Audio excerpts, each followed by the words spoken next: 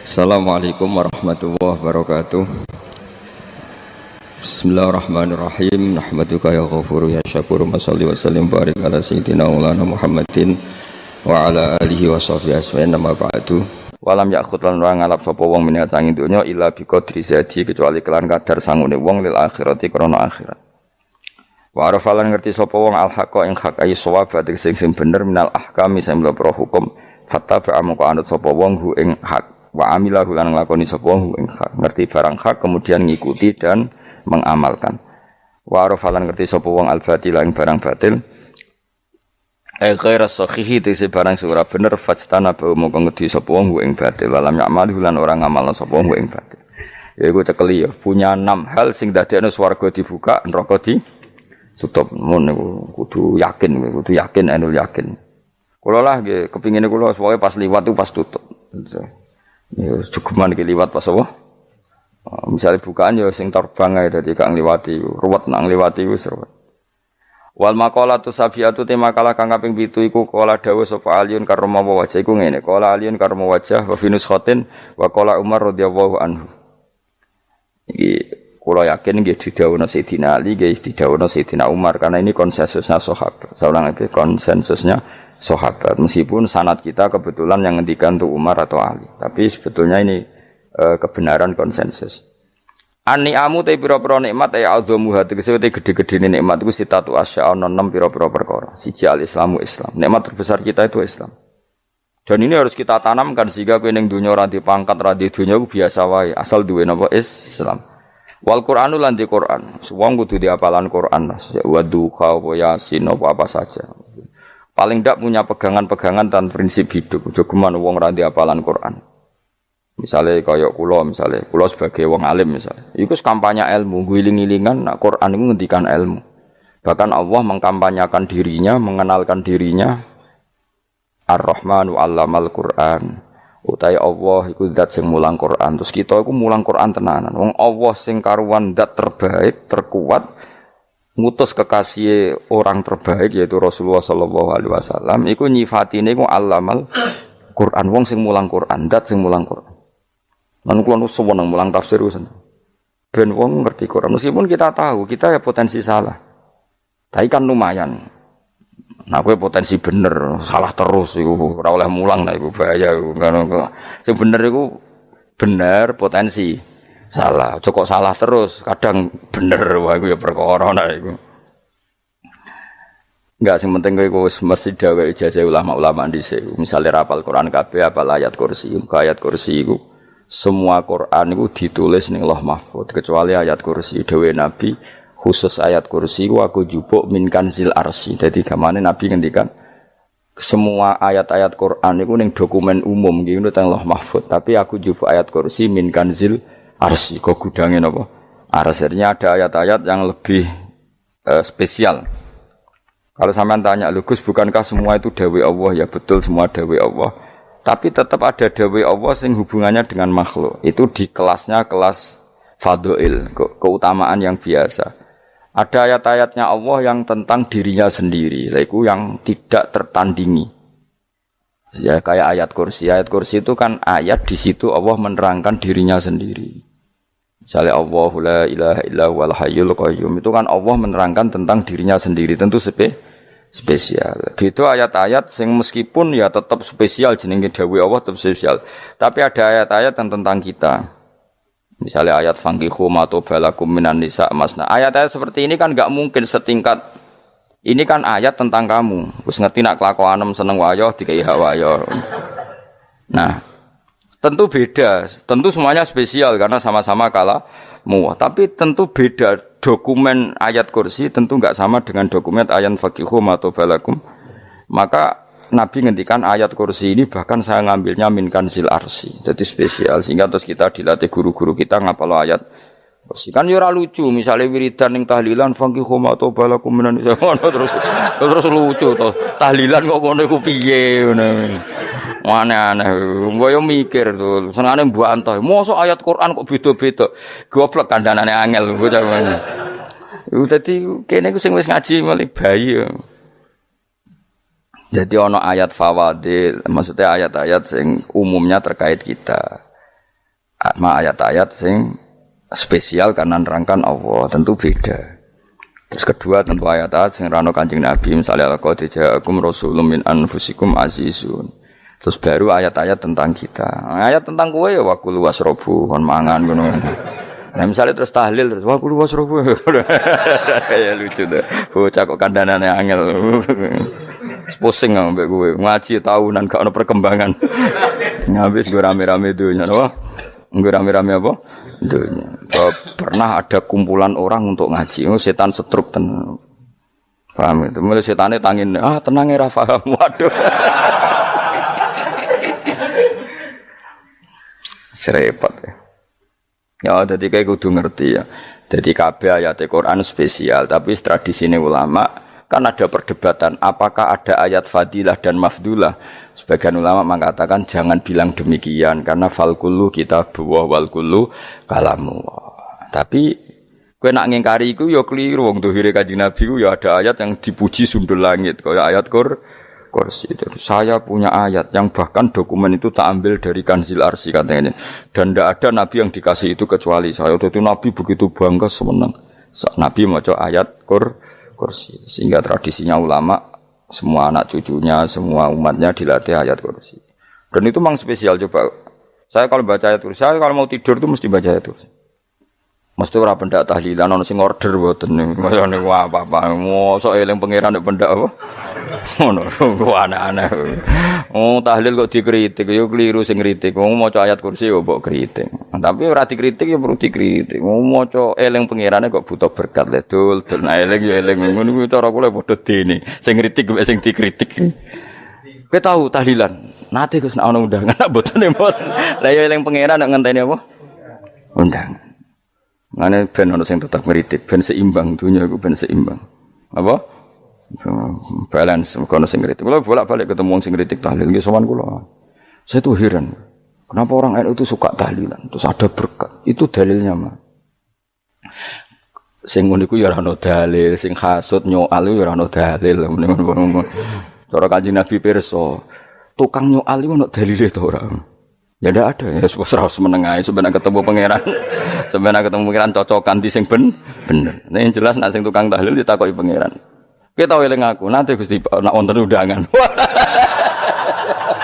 Terklarat. Bocah kok eling piye? Eling pangerane kok bedak ana apa?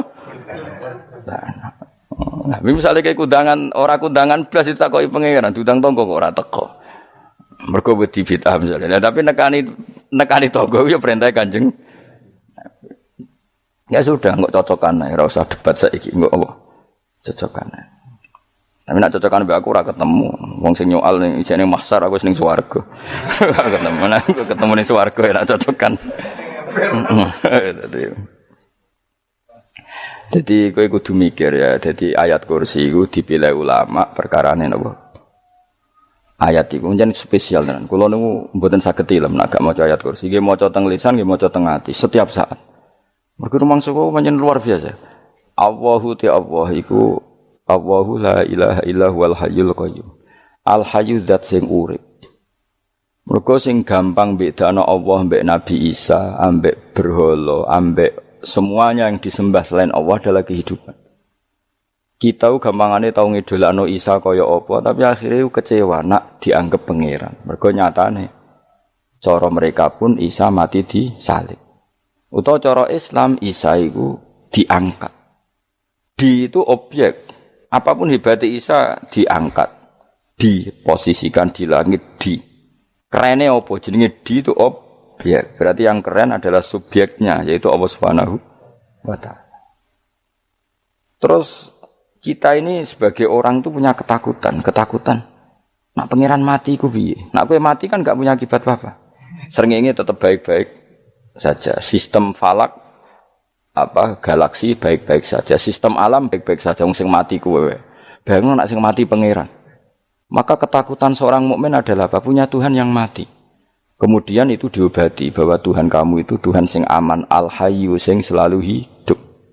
Kemudian disifati lagi al-qayyum. Apa artinya hidup kalau bergantung orang lain, bergantung makhluk lain? Itu gak keren, karena bergantung itu gak keren. Al-qayyum, yang Allah itu zat yang berdiri sendiri. Oh itu kan terus sempurna. Lho kula maca ayat kursi suwen. Bejane Gusti kula maca ayat kursi. Kowe ora maca iku kasihate mbahmu. Bocah kok. Oh, bocah ora bakat wali. Teke wis elek, kabeh dimaterekno. Kasihate opo nek maca ayat kursi? Kasihate mbahmu ngono. Jimat ya seneng. Kulo ora seneng. Maksudnya ku, tapi mbok gedhingi teman-teman yo ora oleh pancen rezekine kadol jimat ke piye. Sing iso ngatur rezekine wong sapa? Wis keben, muga disepuro pengen. Ra disepuro ora apa-apa, kelakuan kok ngono iku piye. Wis terserah pangeran ae.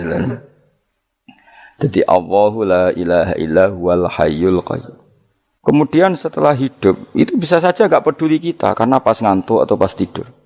Terus disifati la ta'khuduhu sinatu walana, dan zat yang hidup itu tidak pernah ngantuk, tidak pernah tidur.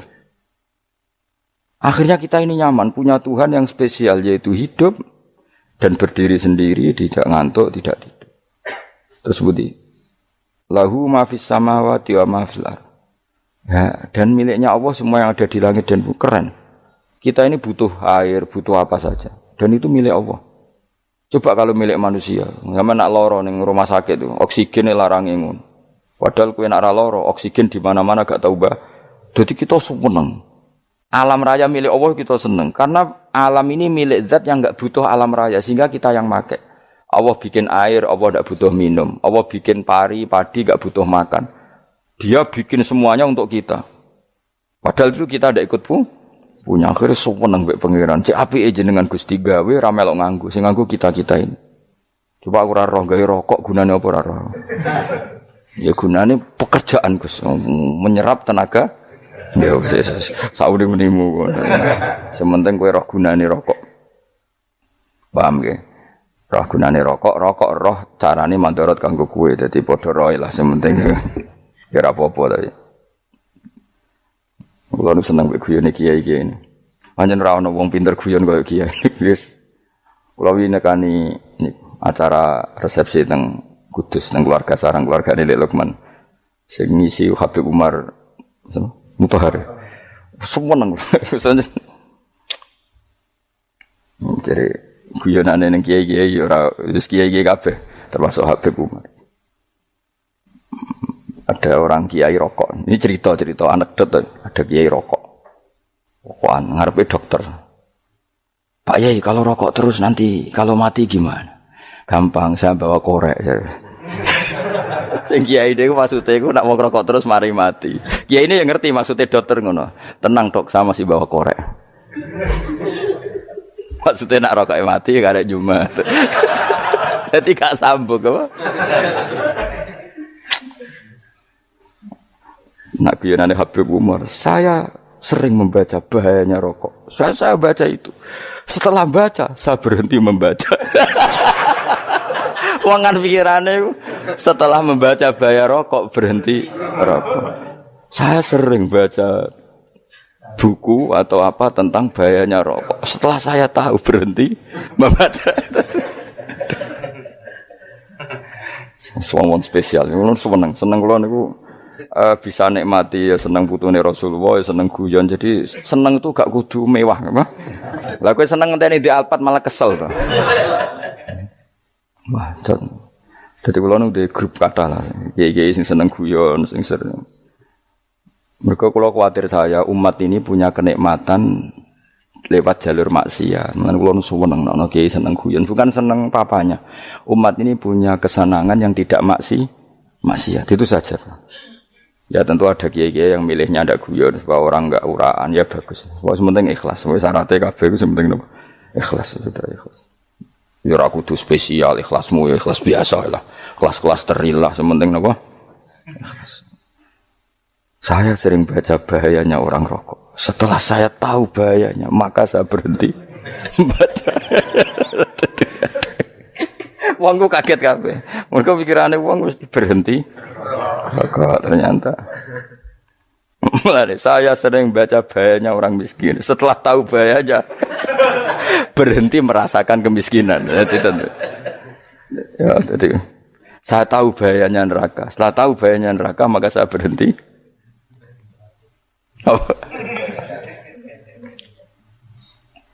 Ya, jadi terus disebutno lahu ma fis samawati wa ma fil ardi. Terus kita nyaman. Kayak apa kalau alam raya ini milik Cina, milik Singkek, milik non muslim atau milik wong Islam sekalipun. Mesti apa-apa tuku. Repot. Tapi berhubung alam raya ini milik Allah, kita nyaman. Mergo wa izzat sing super lomo, super dermawan, super semuanya. Akhirnya nyaman. Kamane iso turu. Lan kula nang rumah ayat kursi ora iso turu, pe turu.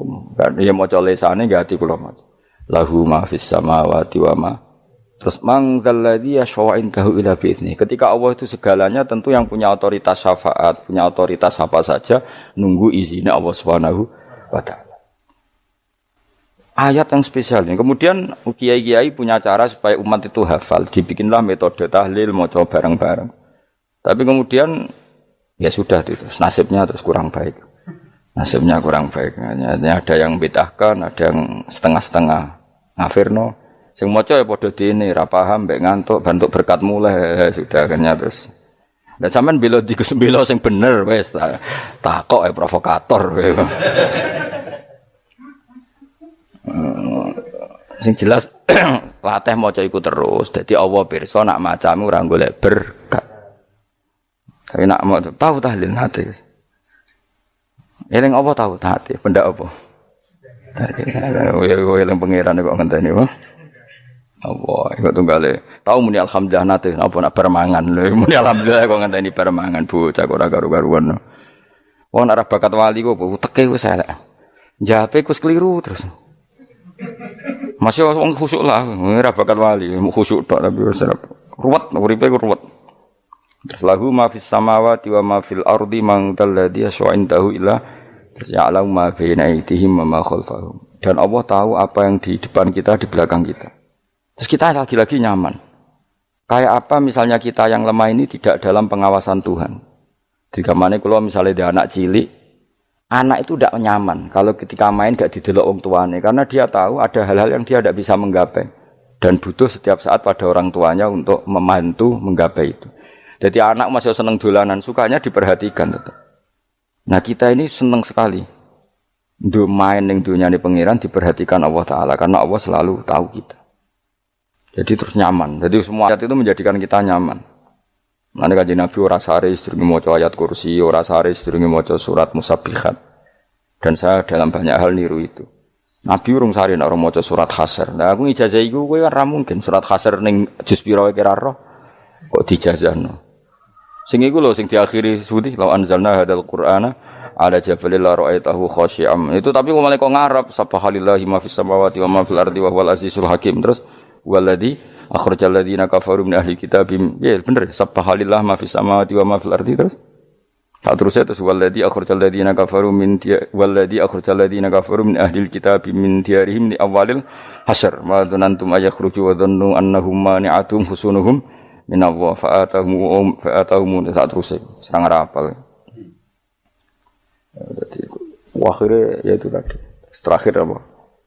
Ya'lamu ma baina aydihim wa ma khalfahum wala yuhituna bi syai'in min 'ilmihi illa bima. Dan seseorang itu tidak punya ilmu kecuali dengan kadar yang dikehendaki Allah. Bahwa kita ini selalu objek. Punya ilmu ya dikasih, punya rezeki ya dikasih, punya apa saja di. Sehingga status kita makhluk, statusnya Allah Khalik, statusnya Allah itu memberi, statusnya kita hanya penerima. Itu bahkan termasuk bab ilmu. Bab ilmu itu tahunya kita ya hanya diberi. Illa bima sa'atus wasi'a kursiyuhus samawati wal ardo. Dan kursinya Allah itu meliputi langit bumi. Sehingga kita tahu, wah keren. Terus wala ya'udu hifdzuma. Dan ketika alam raya sebesar ini, Allah tidak pernah capek mengurusnya. Ya, sampean tak pasrahi gawe kok ngrumat srengenge. Sampeyan ngrumat listrik omahmu lho, kadang kabel pedhot, dope pedhot. Iku apa ngrumat srengenge mulai digawe nganti saiki. Gak tahu mati. Gak tahu bayar. PLN lho, kon gawe 0, sekian gak tahu rusak setahun kon jamin ora ngara iso. Allah gawe srengenge mulai Nabi Adam nganti saiki ora tahu bengkelno. Oke gak tahu mikir ngono, jen ra wali yo. Lah srengenge misale error terus pangeran ngumumno, leren sik 3 wulan lagi ditoto. Ya repot dul. Ngono kok ora tau mikir bocah kok. Mulane utek sing anut wali-wali teke waras. Men dhuwit, ora di dhuwit sumpek, di dhuwit seneng wis ngono tok pikirane. Ora tau kagum mbek srengenge, ora tau bengkel, ora tau. Mergo emang ora bakat wali, itu teke wis innalillahi wa inna ilaihi raji'un. Ngono ya kok urip ngono. Habis ben urip pancen rong wae apa? Mati nggo rame-rame apa? Donya nek ora ono ku ya sepi tenan. Gak ana wong gawa nasa ilfat ngalor gitu. Ngaji sepeda dibayar paham yang mulai apa yang mulai nggak takut ibu juri para mau kaji mau Gus Pak nerang nopo delok rekamane iki atek dong tapi aku luwih seneng ngono timbang kowe nyimpul malah tambah keliru kabeh. Kulo niku paling asline paling ra cocok ngaji disimpul lho uteke beda kok nyimpul iku terus piye tapi dilarang piye niate ya seneng tapi didukung mesti keliru wong nyimpul keliru mergo mesti nganggo uteke dhewe wis ben kok nunggu rame-rame apa nduk kulo kadang yo mikir ya Allah ya saiki PLN ngurus listrik sak Indonesia iku dibagi-bagi per wilayah Jogja tok kok Bantul tok iku wae bengkel. Wong nggih srengenge iku langsung bener terus. Nek wong bosan digawe bengi ben ra ketemu srengenge digenti bulan nek enak. Kok bosan matahari, bosan rembulan ana mendung wis turu. Damuk bojo lah laudan selali. Sekarang itu segampang iku ngatur dunia itu segampang itu. Paham ya? Dadi enak lah pokoke urip wis enak. Pokoke kabeh anut pangeran wis enak. Wala yautu khifruhuma wa huwal alil adzim terus turu. Semun Gusti kula tak tilem seteng dunya baik-baik saja. Sowan nang mbek pangeran. Lah maca ngene kok ngenteni kundangan. Kok kon dadi wali kuwi. Lah sing ora hafal ayat kursi terus ngritik. Ora hafal. Bid'ah ngono. Wis hafal lose wis darah di pitalas penting kowe hafal ayat kursi sik. Hafal? Ndak. Ya kayak apal sih terus lagi bid'ah ora apa-apa. Dadi mergo ngono. Kaya kula misale bid'ah ora untuk bener, mergo ora tahlilan dah yo maca. Lan kula yo bingung ngadepi jenengan belondi padha ora jelas e. Yo ayat kursi ku waca. Nah, tentu ayat yang seperti ini kan enggak mungkin kualitasnya setingkat nyuwun sewu ayat wa kulu wasrobu. Makanya banyak ulama sampean delok teng kene itqon teng kitab-kitab tetap ada ayat sing spesial, ada ayat sing spesial tapi tentu enggak sekelasnya. Jangan kamu katakan atas bawah nanti suul adab bekala muwah, tapi tentu spesialnya ayat kursi itu tentu super karena menerangkan Allah sendiri. Sementara beberapa ayat menerangkan hak kita sebagai manusia, misalnya wakulu wasrobu, tentu kualitas fadhilnya beda, tapi jangan katakan klasmen jangan karena kurang sopan dengan kalam wah, tapi tetap beda.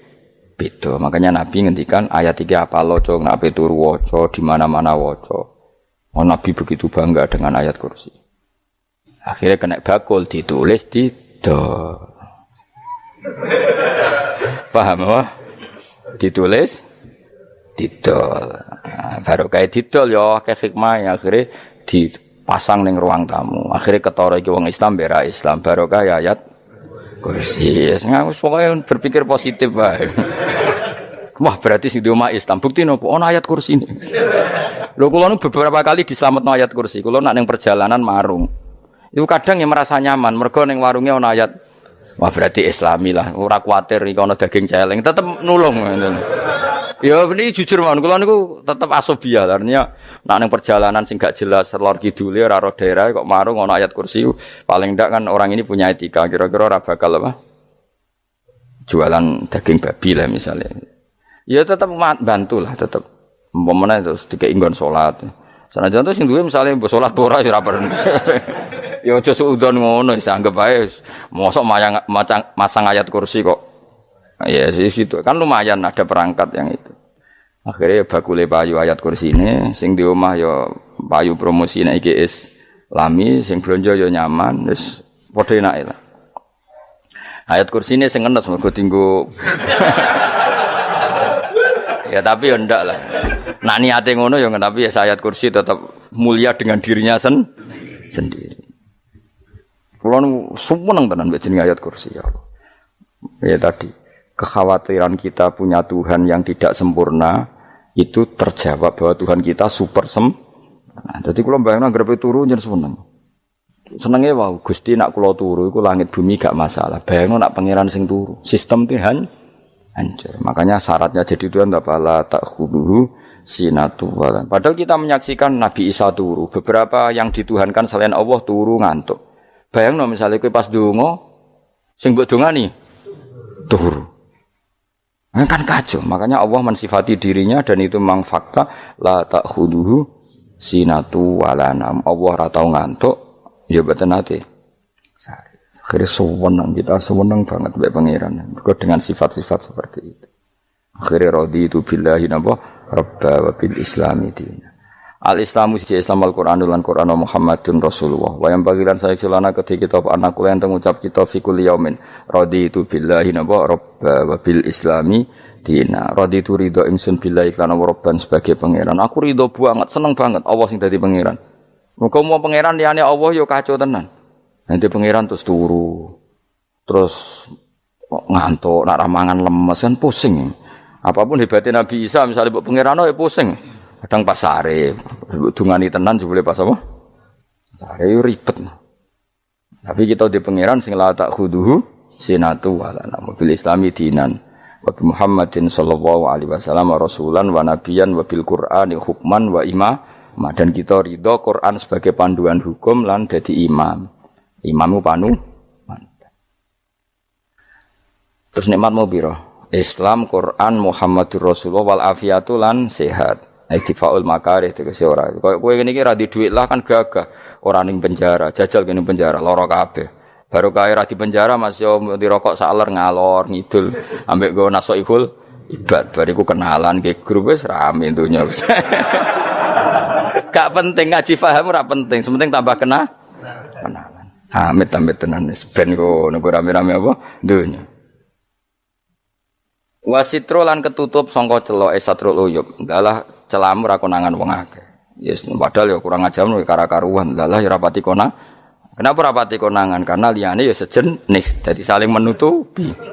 Alhamdulillah saling wal ghina lan semuge aninnas termasuk nikmat iku orang enggak tergantung orang lah fi umurid dunya ing dalam urusan dunya. Tapi nek urusan akhirat kowe ra iso ora bergantung guru. Jadi semuge sangka manusa terbebas iku maknane urusan dunya. Nek urusan akhirat kita butuh sanad kita ila Rasulillah sallallahu alaihi wasallam. Kowe ora oleh beragama berpikir sendiri, ora oleh agama itu riwayat kowe ora oleh mendekatkan Allah dengan cara kamu sendiri, ora oleh kudu nganggo sanad. Sesuai kaya wong-wong filsafat sing oknum iku.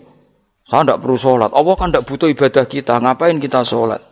Mbahmu ngono sing wong ngerti nek Allah ora butuh kita saja kok bogo kebanggaan mulai dhisik kiai yo ngerti nek Allah ora butuh kita. Kita yang butuh Allah. Lah mengekspresikan butuh kita kepada Allah kita nek Allah ora tau butuh, bocah kok goblok ora karuan. Ya itu karena dia berpikir cara beragama dengan pikirannya Kita ndak. Kita tahu Allah ndak butuh kita tahu. Kenapa kita sholat? Karena kita butuh Allah. Nah butuh Allah itu implementasi kita di ajarannya Rasulullah kita sholat.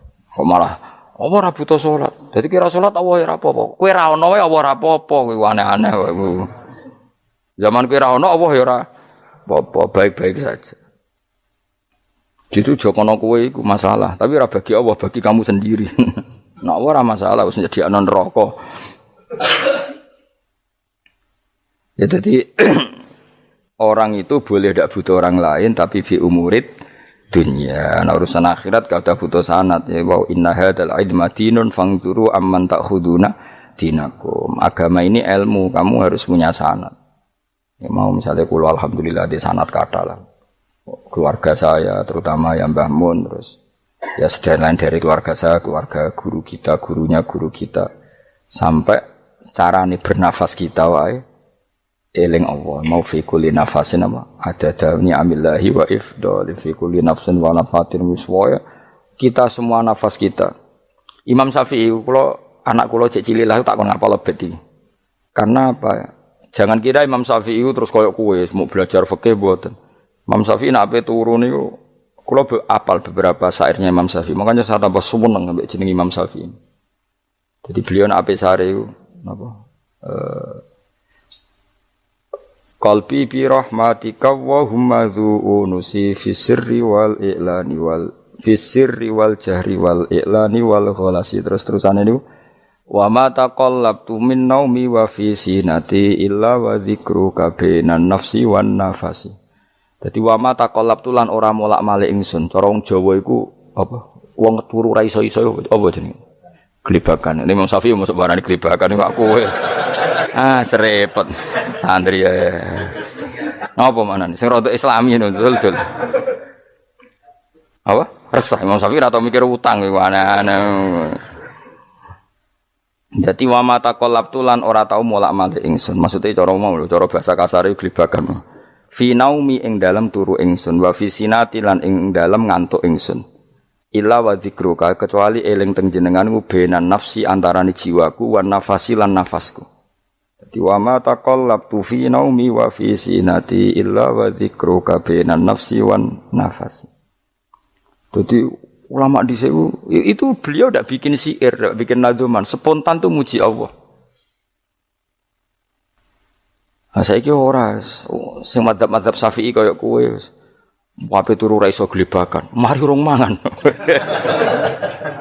Akhirnya mau mangan sih, barang mangan warak rokokan lega terus ngorok turu ya Allah karim ya urip ya Allah. Dadi misale ra iso turu pikiran pertama mari kurang mangan. Mangan warak rokokan saler terus apa? Turu ngorok. Wah karim setan min hawalika kanan kiri setan Pak.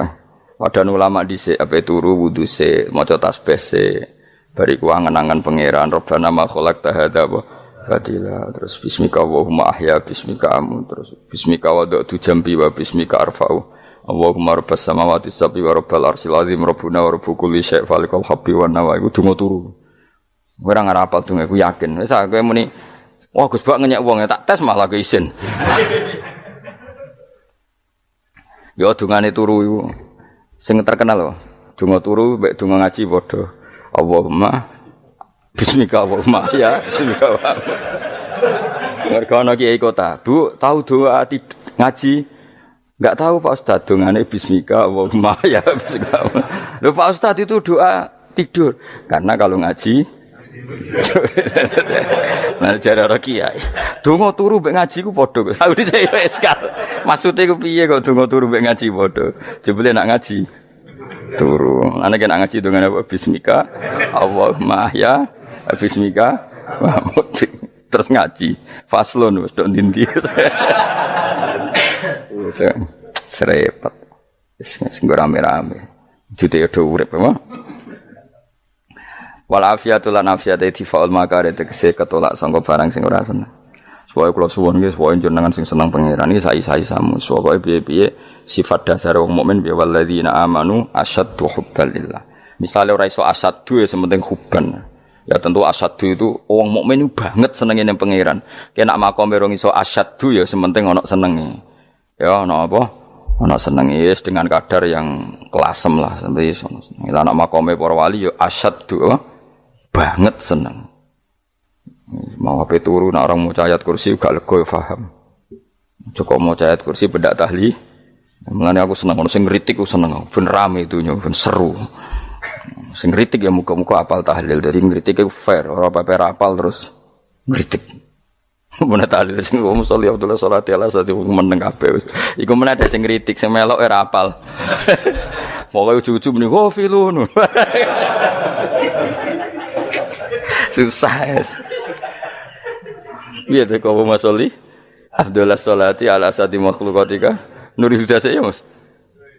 Nurul Huda terus oh, iku sing guri semua ora kopi. Aduh sing ramene tok. Mak kiai apal wis profesi ini apal tenan. Karena ning desa iku modele permanen, bagian tahlil yo tahlil terus, bagian donga yo. Jadi sehingga kiai donga kok digeser dadi mimpin tahlil yo gagap. Lho akeh lho kiai ngalim kon mikir tahlil yo mikir mergo wah dateng daerah kula kiai ngalim bar kon mikir tahlil terus maca la ilaha illallah wah niki sempun niki pun tak takoki kene apa kapal dene ra apal urutane iku ra apal lho kan butuh apa ya, butuh keahlian gitu. Repot. Kok gini sing tahlil loro. Apok ngene. Nah kula tetep apal tapi singkat ae. Iku ngono sing luwih ahli to. Sing guri wis sing guri kacau meneh tahlil dening kiai iki sing guri sampe wah suwi iku. Mergo terkenal mbah iku nak tahlil. Suwi aduh. Masyarakat repot bareng diumumno mbek MC tahlil dipimpin kiai niki. Sing guri jawab, wah suwi. Aduh. Lah nek donga dene Gus Pak dos wah cepet mesti nek Gus Pak. Aku mergo ngono donga suwi ra mesti mandi ya sadok cepet ae timbang donga nguri. Sing nguri mesti gremeng ana wong gak terkenal dongane suwi dicing wis nguri. Waduh apa? Sawe. Mergo pikirane wong-wong wis nang berkat dibagi mulai. Mulane sing kritik ku keben ben balance ben seimbang. Cuma kalau suwun sing kritik ya kudu ngergani lah piye-piye iku umat dilatih kenal pangerane liwat kalimat thayyibah karena itu cara. Coba nek wis kenal ya aja waca bendak tahlil, ape turu ya diwaca ning omah ya diwaca. Tapi aja waca ngarep bojomu kok dikongko jampi-jampi ben ora nyoal blonjo. Waca dhewean ning kamar dinikmati. Mbok waca ngarepe bojomu pas auzubillahi minasyaitonir rajim.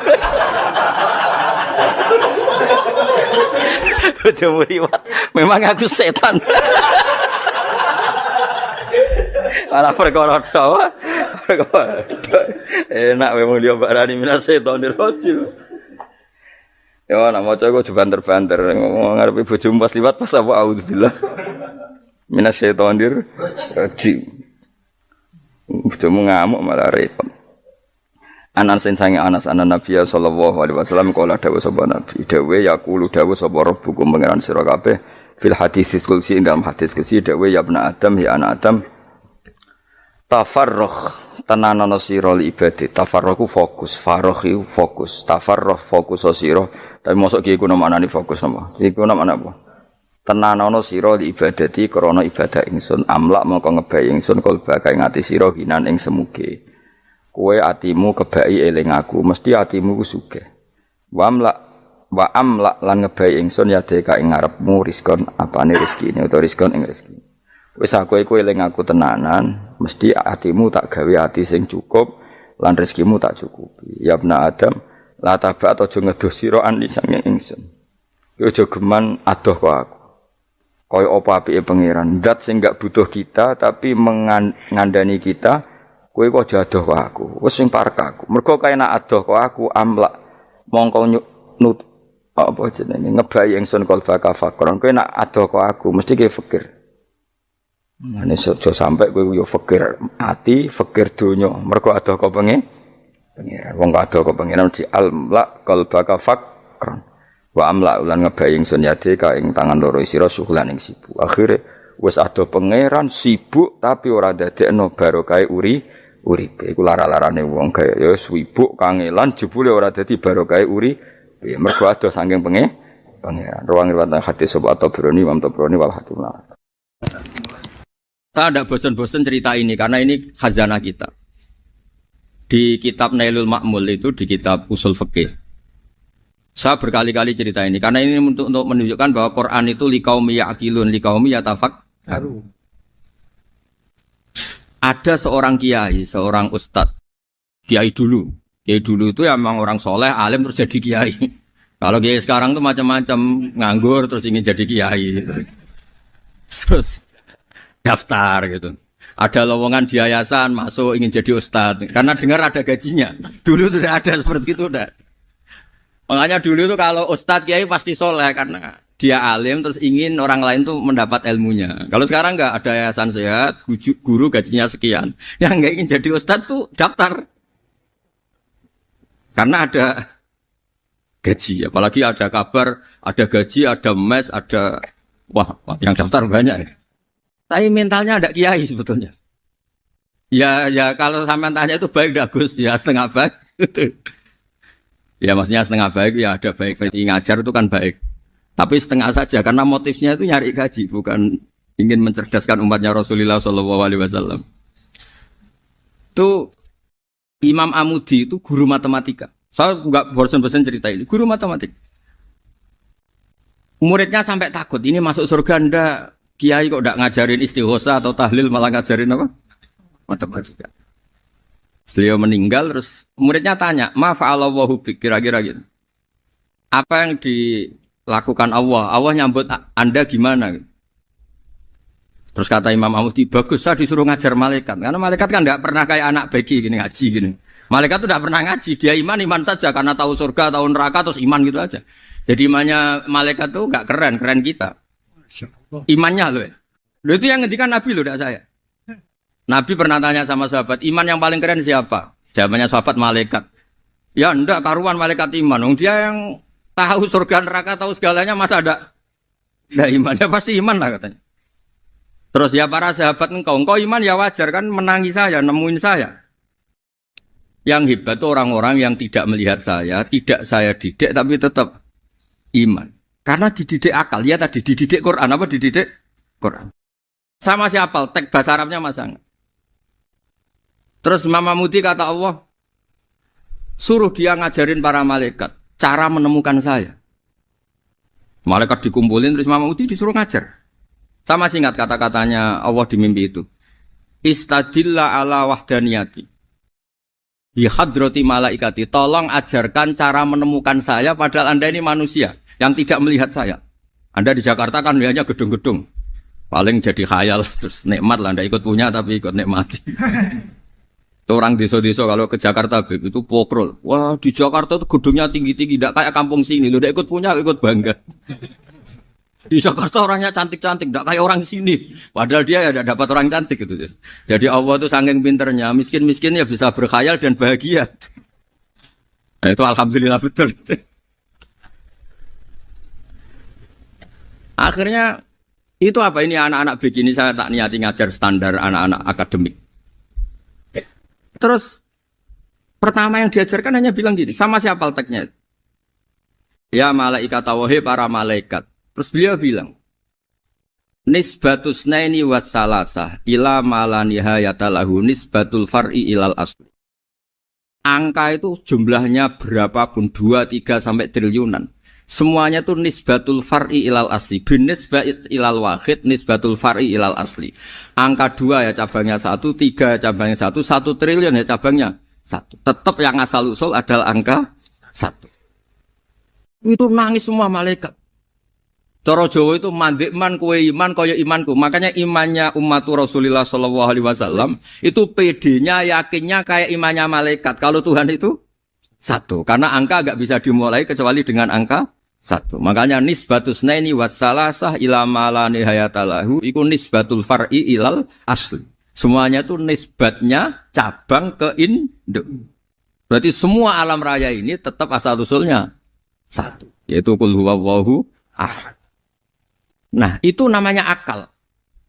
Umatnya Rasulullah itu ditinggali mukjizat akal lewat panduan Quran sehingga meskipun kita tidak menangi Rasulullah, tidak menangi sahabat, kita tidak tahu malaikat Jibril, tapi cara iman kita ini tidak kalah keren. Yakin hakul, yakin. Terus kedua, gambar. Kamu gambar rumah, gambar hewan, gambar apa saja, mesti dimulai 1 titik. Entah gambar kamu bagus, entah jelek, tetap dimulai 1 titik. Nah, titik ini namanya nuqtatul wujud. Semua alam raya dimulai dari 1 titik, yaitu nuqtatil wujud. Makanya Quran dimulai bismillah, dan bismillah itu dipilih sama Allah pakai pertama ba itu ada titik. Itu kata semua ulama, itu titik itu singkatan dari bi kana makana wa bi yakunu mayakun. Karena saya semuanya ada. Bi itu karena saya. Jadi makanya santri-santri beki tidak usah bayangkan kamu jadi wali terus bisa terbang ke Mekah, tidak usah. Kalau terbang ke Mekah ya sudah umroh aja bayar. Kalau enggak ya maklaran KBH atau apa. Pokoknya cari gratis. Ya gratis kan ya. Dapat orang 10 gratis 1. Terus orang enggak umroh-umroh dirayu-rayu supaya umroh. Repot. Itu pelanggaran fikih itu. Kalau orang punya utang itu wajibnya hanya utang dulu gitu. Wah repot. Saya itu juga sering bingung di kampung-kampung. Gus sama umroh. Kenapa? Dapat gratisan. Minta uang saja buat nyaur utang. Enggak boleh. Wah, secara fikih yang wajib itu nyaur utang bukan umroh. Enggak boleh Gus diminta uang, enggak boleh, harus umroh. Udah gitu saya ini bingung Gus mau umroh, nggak nikmati. Kenapa? Disuruh ngajar Gus. Repot semua kalau ibadah mergawe ya gini bingung semua. Ya saya mohon anak-anak BK semua yang seneng Quran itu harus seneng sampai kayak saya sehingga tahu mencari Tuhan dengan cara tauhid yang berbasis akal. Itu sedzahir imannya malaikat. Jika di klasmen iman itu manusia ulul ilmi, kita-kita yang nekuni ilmu itu nomor 1 prakteknya. Karena nomor 1 itu Allah karuan kan, syahidah wa, Allah kan gak tertandingi, syahidah wa annahu la ilaha illallah, terus wal malaikatu. Malaikat kan karuan karena langsung menyaksikan surga dan ketiga apa? Wa ulul ilmi. Berarti prakteknya kan nomor 1. Kalau kompetitornya semuanya manusia, ulul ilmi nomor berapa? 1 kan? Nah nomor 3 kan dari Allah, malaikat, ulul ilm. Berarti kalau kompetisinya antar manusia nomor berapa? 1 kan? Nah kenapa ulul ilmi di nomor 3 kan tapi dari Allah, malaikat, ulul. Kerennya kayak apa? Karena cara iman ulul ilmi itu enggak ada ragunya sama sekali. Kamu ragu enggak kalau 2 itu cabang dari 1, asalnya 1? Enggak pernah kan ragu kan? Semua gambar seruat apapun dimulai dari 1 titik, ragu enggak? Enggak kan? Nah imannya umatnya Nabi karena dipandu oleh Quran itu seyakin itu, sehakul yakin itu. Nah itu terus Jubair bin itu jadi iman. Am khuliqu min ghairi syai'in am humul khaliq. Terus kata Allah lagi, kalau kamu tidak percaya saya yang bikin langit bumi ya gampang dong. Kamu saja yang ngomong kalau kamu yang bikin. Paling orang sepakat kamu stres. Terus hanya ayat gitu. Am khalaqus samawati wal ard. Kalau kamu tidak yakin Allah yang bikin ya silakan Anda klaim saja kalau kamu yang bikin langit bumi. Bala yuqinun. Kamu juga gak mau kan dibilang stres.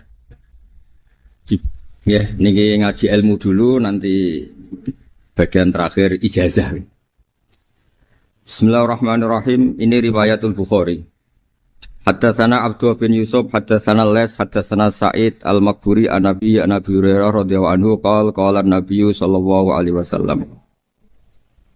Ma minal anbiya'i nabiyyun illa qad u'tiya minal ayat ma mithluhu amana alaihi al-bashar. Wa innama kana alladhi utituhu wahyan awhahu wa ilayya fa arju an akuna aktsarahum tabi'an yaumal qiyamah. Dados kita tahu semua nabi itu punya mukjizat. Ya, semua nabi itu punya apa? Mukjizat. Mukjizat itu hal yang luar biasa yang memastikan manusia itu tidak bisa menyainginya atau menandinginya. Dan rata-rata mukjizat nabi dulu itu fisik. Misalnya ontanya Nabi Soleh itu kan onta tapi keluar dari batu, itu kan aneh. Aneh sekali.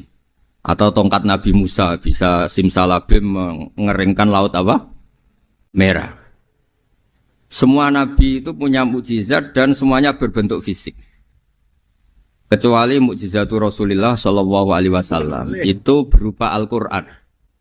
Al-Quran itu konsep ilmiah. Terus kata Rasulullah Shallallahu Alaihi Wasallam, tapi saya karena Quran itu justru berharap pengikutku besar dan sampai hari kiamat. Sekarang kita logika ya. Andaikan kamu punya tongkatnya Nabi Musa, kalau kamu suka uang, kepikirannya dijual apa dipakai? Kalau kamu suka uang, pakai. Kalau kamu ahli suudon itu pikirannya ndak, ini asli ndak. Karena yang melihat di Turki itu ya sebagian gitu. Kalau yang suka perdukunan itu bayangkan tuh miliknya. Mungkin dipakai ngakali orang atau apa, pokoknya bayangkan tuh miliknya. Kalau yang kolektor pikirannya itu nanti ini laku berapa. Tapi kalau peneliti mungkin pikirannya itu ini asli apa enggak? Bukti aslinya apa? Repot lah. Lagi pula kalau kamu punya utang terus mau apa? Istri kamu marah mau apa? Kalau pakai tongkat. Nah, beda dengan mukjizatnya Quran itu semuanya apa? Ilmiah. Orang yang sedang harmonis dengan istri bisa pakai ayat di antara ayat-ayat Allah itu apa? Wa ja'ala bainakum mawaddatan warahmah. Nanti kalau ditakdir cerai, saya tidak menyarankan cerai. Kalau ditakdir cerai, itu masih dimotivasi sama Allah wa iyyatafarraqa yufnillahu kullam min sa'ati. Jika suami istri itu cerai, jangan-jangan suaminya dapat istri lebih baik, istrinya nanti dapat suami lebih baik. Jadi yang masa lalunya ada keprahara. Kan banyak orang suaminya meninggal ketika nikah lagi ditanya, kangen sama suami pertama, alhamdulillah ini lebih baik. Padahal suaminya yang meninggal itu berharap istrinya ini kangen, ternyata dia sudah syukur dapat suami yang lebih baik. Jadi Quran itu menunggui kita ila yaumil qiyamah. Kita tidak bunuh diri, itu ya barokahnya Quran. Karena problem apapun kita dinasihati apa sabar, apa dinasihati sabar. Kan nggak mungkin kamu pegang tongkatnya Nabi Musa, punya masalah apa saja ngelihat tongkat, bisa apa tongkat. Tapi kalau Quran kan nasihat, solusi. Makanya Nabi berharap dengan Quran ini, saya berharap pengaruh saya, pengikut saya terbanyak ila yaumil ya. Terus beliau dikomentari begini sama, ini Fathul Bari, sarahnya Bukhari. Al-muradu anna mu'jizatil anbiya inqaradat binqiradi a'sorihim. Falam yusyahidha illa man hadaraha. Problem mukjizat nabi-nabi dulu itu kan fisik. Sehingga yang tahu kalau Nabi Soleh punya unta yang ajaib, itu yang tahu ya hanya yang hadir saat itu. Yang tahu kalau tongkat Nabi Musa bertuah, itu juga yang tahu hanya yang hadir saat itu. Selebihnya tahu tongkat ya di museum. Tapi kalau Quran menjadi solusi, menjadi panduan, menjadi pegangan itu ila yaumil qiyamah. Kita beri contoh ya, Quran panduan yang paling gampang misalnya begini. Dulu ini cerita ya. Dulu itu ada orang kafir cerdas namanya Jubair bin Mut'im. Itu saking pinternya dia, pinter juga tokoh. Itu sebagai delegasi pembebasan Asra Badrin. Jadi tawanan-tawanan perang Badar itu mulai dulu ya ada negosiasi mau dibebaskan. Terus orang-orang kafir ini menugaskan namanya Jubair bin siapa? Mut'im. Ini ada di Bukhari. Karena ini ngaji di Jakarta. Kalau orang nggak tahu hadis juga tanya ini sahih ndak gitu. Wong nggak tahu kok tanya itu aneh-aneh. Padahal kalau dibodoni itu ya nggak tahu. Tapi ya tetap tanya, hadisnya ini sahih ndak? Ini kata kiai apa kata nabi ini ya ribet. Memangnya kata nabi kamu dengar kan ya lewat kiai. Emang. Setelah itu Jubair itu datang ke Medina. Dengerin, datang ke mana? Medina. Kemudian dengar Nabi baca Wattur pas sholat maghrib. Jubair karena Nabi dulu gak ada hotel, gak ada pondok ya. Pondoknya Nabi hanya sufah itu. Nabi baca maghrib, bukan diskusi, bukan debat, baca Wattur wa kitabi mastur firrohkim mansur wal baitil ma'mur wasaqufil marfu wal bakhril masjur terus. Kemudian sampai pada titik ayat am khuliqu min ghairi syai'in. Masa manusia atau alam raya yang maujudat, yang nyata, yang wujud nyata. Kemudian asal usulnya itu ketiadaan. Ini kan hadhil alam maujud, alam ini kan nyata. Masa sesuatu yang nyata, penciptanya itu tidak nyata. Jadi nggak mungkin ada faham nihilisme. Kalau faham nihilisme berarti melahirkan teori begini. Al-adamu yakhluqu maujudan, sesuatu yang tidak ada, menciptakan yang itu kan akal nggak bisa nerima. Kalau sesuatu ini ada, penciptanya pasti ada. Terus akhirnya Jubair bin Mut'im itu simpuh di depan Rasulullah terus bilang, ya Muhammad kada qalbi ayatir. Hampir saja hati saya terbang. Kalau riwayatnya Imam Ahmad, faka'anna masudi qalbi, hati saya dihancur. Semua teori yang saya bawa untuk ngelawan kamu sekarang luluh semua, hancur semua. Yang benar adalah teori Anda bahwa Tuhan itu satu dan Tuhan itu ada sebelum semua makhluk. Coba kalau Nabi Muhammad ada Jubair bin Mut'im terus menyembunyikan tongkat dekat mihrab. Terus dilihat ini apa? Paling pikirannya ini dari kayu apa? Terus yang bentuk tongkat itu tukang pemahatnya siapa? Kok kurang keren kalau di Blitur gimana ya? Kan malah panjang. Kira-kira kalau mukjizat itu dari tongkat itu malah panjang. Panjang lah pokoknya panjang. Lagi pula kamu coba kan nggak ngarah mandi, itu yang mandi kan nabinya bukan tongkatnya. Coba tongkatnya Nabi Musa dicoba anak-anak beki itu. Dipakai mukul kucing aja tidak mesti mati itu. Jadi nggak jelas mukjizat-mukjizat seperti itu nggak. Tapi kalau Quran menunggui sampai saking hebatnya Quran, teori rasionalitas kampanye di mana-mana. Tingkat validitas, tingkat kebenaran Quran itu bahkan bisa diuji tanpa membuktikan. Tanpa apa? Cukup pakai akal. Ya terus saya teruskan. Fala yamurru terus al-murad anna mu'jizatil anbiya inqaradat binqidari a'sam. Wa mu'jizatul Qur'an mustamirratun ila yaumil Ya. Wa kharquhu lil adat fi uslubihi wa balaghatihi wa ikhbarihi bil maghibat. Terus kata ini yang ngarang Fathul Bari sarahnya Imam Bukhari. Fala yamurru asrun minal a'sar illa wa yadharu fihi syai'un mimma akhbaru bi annahu sayakun yadullu ala sihhati da'wahu. Wa hadza aqwal muhtamilat. Wa takmiluhu fil ladzi ba'da. Wa qilani ya. Anal al-makna anal mu'jizat al-madiyah kanat khissiyatan tusyahadu bil absor karena qoti soleh wa asa Musa. Mukjizatnya nabi-nabi dulu itu hanya penyembuh, hanya pelengkap, hanya nuruti keinginan mata. Seperti dahsyatnya apa? Laut Merah diseblak apa dipukul sama tongkatnya Nabi siapa? Itu semuanya itu hanya memanjakan mata. Urusan mata. Terus wow itu. Tapi kalau mukjizatnya Nabi Muhammad itu berdasar akal. Maksudnya berdasar akal nih dengerin ya. Dengerin betul. Ketika Laut Merah terus tersibak kan wow itu keren kan? Terus kita bilang menyimpulkan, wah kita tidak akan mampu. Itu bodoh sekali kesimpulan kita tidak akan mampu. Meskipun bikin nyamuk Anda juga tidak mampu. Loh untuk memutuskan tidak mampu saja kok sampai pertunjukan seperti itu tuh laopo, cek goblok gitu.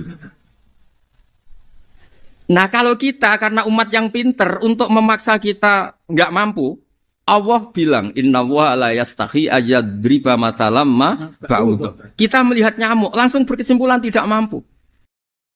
Saya berkali-kali cerita nyamuk itu sudah kecil, masih punya urat, uratnya kayak apa? Masih punya kuman, kumannya seberapa? Ya enggak? Nyamuk itu kecil, punya organ tubuhnya punya urat. Itu kalau kamu pinter, antara tongkatnya Nabi Musa menyibak Laut Merah sama nyamuk itu sama-sama berkesimpulan melahirkan satu paham bahwa kita tidak. Loh, untuk memaksa tidak mampu saja kok nuju pertunjukan ada onta keluar dari batu. Nakotu soleh, ada tongkat yang bisa mengeringkan laut. Cik goblok ya. Lah kita alhamdulillah ada jenis goblok yang seperti ini. Untuk ikrar bahwa Allah itu hebat ala kulli syai'in, cukup lihat nyamuk. Kagum kan? Sudah tidak usah bikin hidup. Saya berkali-kali mencontohkan. Para pemahat tak suruh bikin patung gajah itu mampu. Tak suruh bikin patung nyamuk kalau bisa. Nyari materi dari apa? Gampang mana bikin patung gajah sama patung nyamuk? Gajah, makanya Allah bikinnya contoh itu untuk ijaz itu pakai nyamuk bukan pakai gajah. Itu kalau ustadz-ustadz yang agak jorok malah contohnya nyamuk Gus. Itu kecil. Itu kayak apa? Di dalamnya dia hamil kan? Oh itu anaknya kecil lagi, telurnya kecil lagi itu gimana itu cara bikin ini? Makanya di sini ada kitab Itqan itu komentarnya itu lucu. Ini kitab Al-Itqan karangannya Imam Suyuti. Ini persis komentar saya tadi yang kata Imam Suyuti pengarang kitab Itqan. Wa ya imma khissiyah wa imma aqliyah. Jadi mukjizat itu ada yang fisik bisa dilihat indra. Panca indera bisa dilihat akal. Wa aktsaru mu'jizati Bani Israil kanat khissiyah li baladatihim. Bilada itu goblok. Wakil lati basoirihim. Dasar wong goblok. Mukjizat kok ngenteni sing wow. Maksudnya dasar wong untuk ngakui Allah hebat saja kok nunggu halal yang seperti itu gitu. Paham gitu? Mergo likil lati napa aklihim. Wa aksaru mu'jizati hadil ummah aqliyatun li farati dzakaihim wa kamali afwahihim. Dan mukjizatnya umat ini semuanya berdasar akal karena sudah cerdas. Jadi andaikan kita melihat tongkatnya Nabi Musa menyibak Laut Merah dengan melihat nyamuk, kesimpulan kita sama. Sama-sama wow, sama-sama keren, sama-sama memastikan kita tidak mampu. Makanya terus Quran menerangkan wa ma min dabatin fil ardi wala ta'iri yatiru bi janahihi illa umamun amsalukum. Jadi keseharian kita lihat burung kok terbang. Itu sudah ayatun min ayatillah. Paham nggih? Dados niki kudu bangga ditunggoni napa Quran, nggih ditunggoni napa Quran. Wa mu'jizatul Quran tusyahadu bil basirah fayakunu mayattabi'u li ajlihi aksar. Terus li annal ladzi yusyahadu bi ainir ra'si yang qaridu bingkiradi musyahidi. Sesuatu yang tampilan dahsyatnya itu disaksikan mata, maka itu bisa habis. Era tongkat Nabi Musa seperti itu habis enggak? Bisa mengeringkan laut merah, habis kan? Tapi era mukjizatnya Quran ila yaumil qiyamah. Ya contoh sosial, saya kembali lagi ke sosial. Kamu punya teman awet atau punya istri awet, itu konsepnya ya wal kadhiminal ghaidh, itu agak gampang tersinggung. Coba kalau kamu setiap tersinggung putus, setiap tersinggung habis, kamu tidak punya teman, tidak punya istri. Sampai kita awet seperti ini, kalau kecewa ya wal kadhiminal ghaidh, ngempet. Termasuk saya ini, biasanya ngaji khusus terus baca gini ya kecewa. Tapi barokahnya diwarai Quran wal kadhiminal ghaidh, ngempet Gus, ngempet. Terus kecewa sama teman, kok kenapa tidak putus? Karena wal afina aninna, sudah kalau kecewa maafkan. Coba kalau kita kecewa presiden demo, kecewa menteri demo, kecewa orang tua minggat. Ya kalau dicari, kalau tidak kan malu. Saya itu punya teman tak tanya, kecewa besar sama bapak itu. Kenapa tidak minggat? Malu. Kenapa malu? Takut gak dicari. Itu orang tuh paling malu itu kalau keluar dari rumah nggak di. Saya punya teman lagi, saya ini takut mati, Gus. Kenapa? Takut istri saya tidak nangis, Gus. Itu kematian terburuk itu kalau mati tahu istrinya ada nangis. Oh itu malu betul itu. Makanya jangan mati. Pokoknya pastikan orang sekeliling ada nangis itu baru berani mati. Kalau enggak jangan. Ya jadi mukjizatnya Nabi itu luar biasa. Nah ini terus saya teruskan ya. Makanya mukjizat terbesarnya Nabi adalah Al-Quran. Karena Al-Quran itu cerita tentang hukum-hukum akal, cerita tentang logika-logika peradaban. Misalnya logika peradaban, contoh paling gampang. Di Quran itu ada sekian ayat yang Allah cerita peradaban. Misalnya wa ahsinu innallaha yuhibbul muhsinin. Itu dikutip terus kemudian disimpulkan dalam peradaban. Kata Sayyidina Ali karramallahu wajhah ngendikannya gampang. Ahsin man syi'ta takun amira. Kamu berbuat baik saja sama seseorang, maka otomatis kamu akan jadi pemimpinnya. Ada orang nggak tamat SD, nggak tamat papa, gobloknya minta ampun. Tapi karena gaji seorang pakar, oh kamu tak gaji 1 bulan 1 miliar, perusahaan saya jadikan besar. Itu dikongkan ngalor ngidul ya nurut. Hanya karena dia ihsan.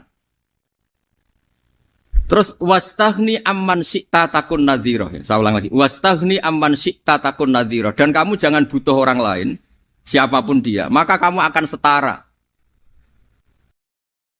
Misalnya ada menteri orang antri mau salim, tapi kamu tidak butuh kan tenang saja.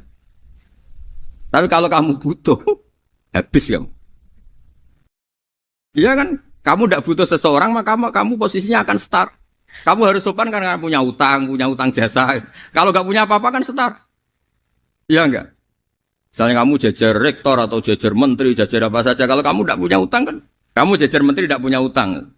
Sama jajar satpam tapi punya utang, takut mana?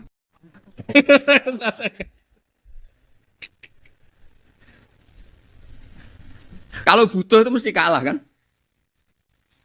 Ada pejabat misalnya nggak begitu cantik sama perempuan cantik yang kamu butuh ingin dicintai, takut mana? Padahal nggak jelas orang ini pangkatnya apa. Jadi dalam hukum sosial itu kata Sayyidina Ali wastaghni amman syi'ta takun nadhira. Kamu jangan butuh seseorang maka kamu akan setara. Terus yang terakhir wahtas ila man syi'ta takun asiro. Asiro pakai sin. Dan silahkan butuh seseorang maka kamu akan jadi budak dia. Ya coba misalnya Anda seorang profesor, seorang alim, seorang kiai top. Misalnya mencintai janda di ujung kampung sana, jalan kaki 2 kilo. Padahal itu gak tamat SD. Tapi gara-gara seneng. Kacau kan? Logika kepangkatan hilang semua kan? Jadi itu hukum peradaban. Itu mewakili isi-isi sosial yang diterangkan Quran. Ya, jadi paketnya 3 tadi ya. Ahsin man syi'ta takun amiro. Kamu berbuat baik sama seseorang maka kamu bisa memimpin. Wastaghni amman syi'ta takun nadhira. Kamu jangan butuh seseorang maka kamu akan setara. Mbok kamu ketemu orang terkaya di dunia. Yo ketemu orang terkaya di dunia, kamu jejer, kamu tidak butuh dia. Tenang kan bisa setara kan? Tapi kalau butuh harus sopan, ngajukan proposal, harus berakhlak karimah. Makanya sekarang Anda kok berakhlak kenapa? Ternyata mau nyalek. Biasanya Anda berakhlak kok berakhlak. Ada apa ini? Makanya guyonan di Rembang itu Beb Husen itu. Kalau ada orang mendadak sopan sama temannya, temannya curiga. Kok tumben sopan? Mau utang ya? Dan zaman akhir itu kaji.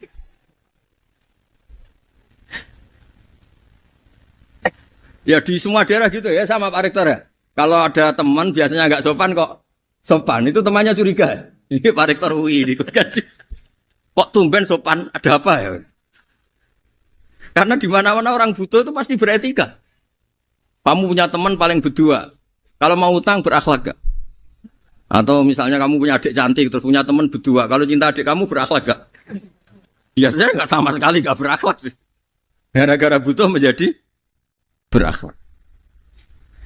Ya jadi hukum sosial itu ya kuncinya 3 tadi. Ahsin man syi'ta takun amira. Wastaghni amman syi'ta takun nadhira. Terus wahtas ila man syi'ta takun asira. Kalau kamu butuh seseorang pasti kamu dibikin hina. Asir itu tawanan. Nah, Quran itu bicara sosial itu lengkap. Dan itu yang nunggui kita. Kita punya tetangga yang kurang baik, ya seneng. Punya tetangga baik, ya seneng. Kata Imam Syafi'i, saya berkali-kali cerita. Kok seneng semua Imam Syafi'i? Ya bagus lah. Kalau yang seneng saya enak lah. Dijak jagongan, dijak ngopi enak. Yang gak seneng saya, gak ngarah utang. Uang itu nak, kamu punya tetangga gak seneng kamu. Aman kan? Aman. Gak akan pinjem uang kan, pinjem mobil. Uang gak seneng kok. Makanya Imam Syafi'i itu kalau ngedikan luar Syafi'i, diceritain orang. Ya Aba Abdillah bagiannya. Ya Aba Abdillah orang itu gak seneng kau. Bagus lah. Loh kenapa bagus? Waman asa'a ilaika faqad atlaqaka. Orang yang enggak seneng kamu maka membebaskan kamu. Enggak akan pinjam uang, pinjam mobil, enggak akan ganggu waktu kamu kan enggak seneng. Justru yang seneng-senengi masalah pinjam terus. Imam Syafi'i itu orang yang anggap dunia itu selesai. Ada yang cerita, ya Aba Abdillah, orang yang tadi cium tangan engkau, yang hormat engkau di luar maki-maki engkau, ngerasain engkau, ngata-ngatain engkau. Ya bagus lah. Kok bagus gimana? Berarti saya wibawa, di depan saya tidak berani. Berarti saya wibawa, di depan saya tidak berani. Berarti itu makomnya sudah kulillah, sumadarhum, fi khawdihim, ya labun, sudah dunia itu selesai, sudah agak penting semua. Nah itu kalau kamu anak-anak beki ahli Quran, sudah ayatnya kulillah, sumadarhum, fi khawdihim, ya labun, sudah lihat Allah saja agak penting, makhluk-makhluk itu. Dah makhluk semua agak penting, sepenting Allah. Nah kita ini ditunggoni mukjizat seperti itu. Bayangkan misalnya kita ditunggoni tongkatnya Nabi Musa. Saya ngajar di sini terus ini tongkat. Terus nanti yang tanya, Gus itu kayu apa Gus? Nanti yang kolektor tanya itu harganya berapa Gus? Teruwet apa? Ternyata yang ahli suudon itu asli gak Gus? Wah. Yang ahli suudon kan mesti tanyanya gitu, itu asli enggak Gus? Repot-repot pokoknya. Tapi kalau Quran kan jelas. Jadi Allah ngendikan marojal bahro ini napa yal taqiyan. 2 mata air itu dipertemukan. Itu banyak muara sungai itu bermuara teng napa laut. Kados kali Kapuas, kali pundi-pundi ini sawangane bermuara teng laut. Yal taqiyan di sawangane ketemu. Tapi itu semua hanya firoil apa? Ini dalam pandangan Allah. Kulo nate banyak ngaji tenggene kitab-kitab karangan Imam Rozi. Imam Rozi itu ulama tafsir besar ingkang menjelaskan posisi Quran sebagai wahyu yang berkarakter bahasa. Jadi Quran ini wahyu, dia mesti bener. Tapi piye wae Quran itu bahasa. Niki rungaken ya. Jadi Quran piye wae napa? Bahasa. Jadi mungkin sampean gak kaget. Mungkin sampean gak kaget ngimane sampean ipan mokong, ora wati paham lah iman apa mokong. Tapi kok anak putune sampean kok iso janggal mbek Quran. Nak generasine kula jenengan ra iso jawab, kok anak putune jenengan wis ra iman mbek Quran. Iman raturan, jadi gak diilmiah. Contohnya ngeten ya. Ketika banyak ilmuwan itu bisa dari orang Islam piyambak, dari orang Barat, baik itu sekuler, orientalis, Kristen, Katolik, macam-macam. ketika banyak ilmuwan tuh penemuannya lebih diakui secara ilmiah ketimbang tulisan-tulisan agama, itu kan menimbulkan keguncangan. Ndadekno iman iku oleh.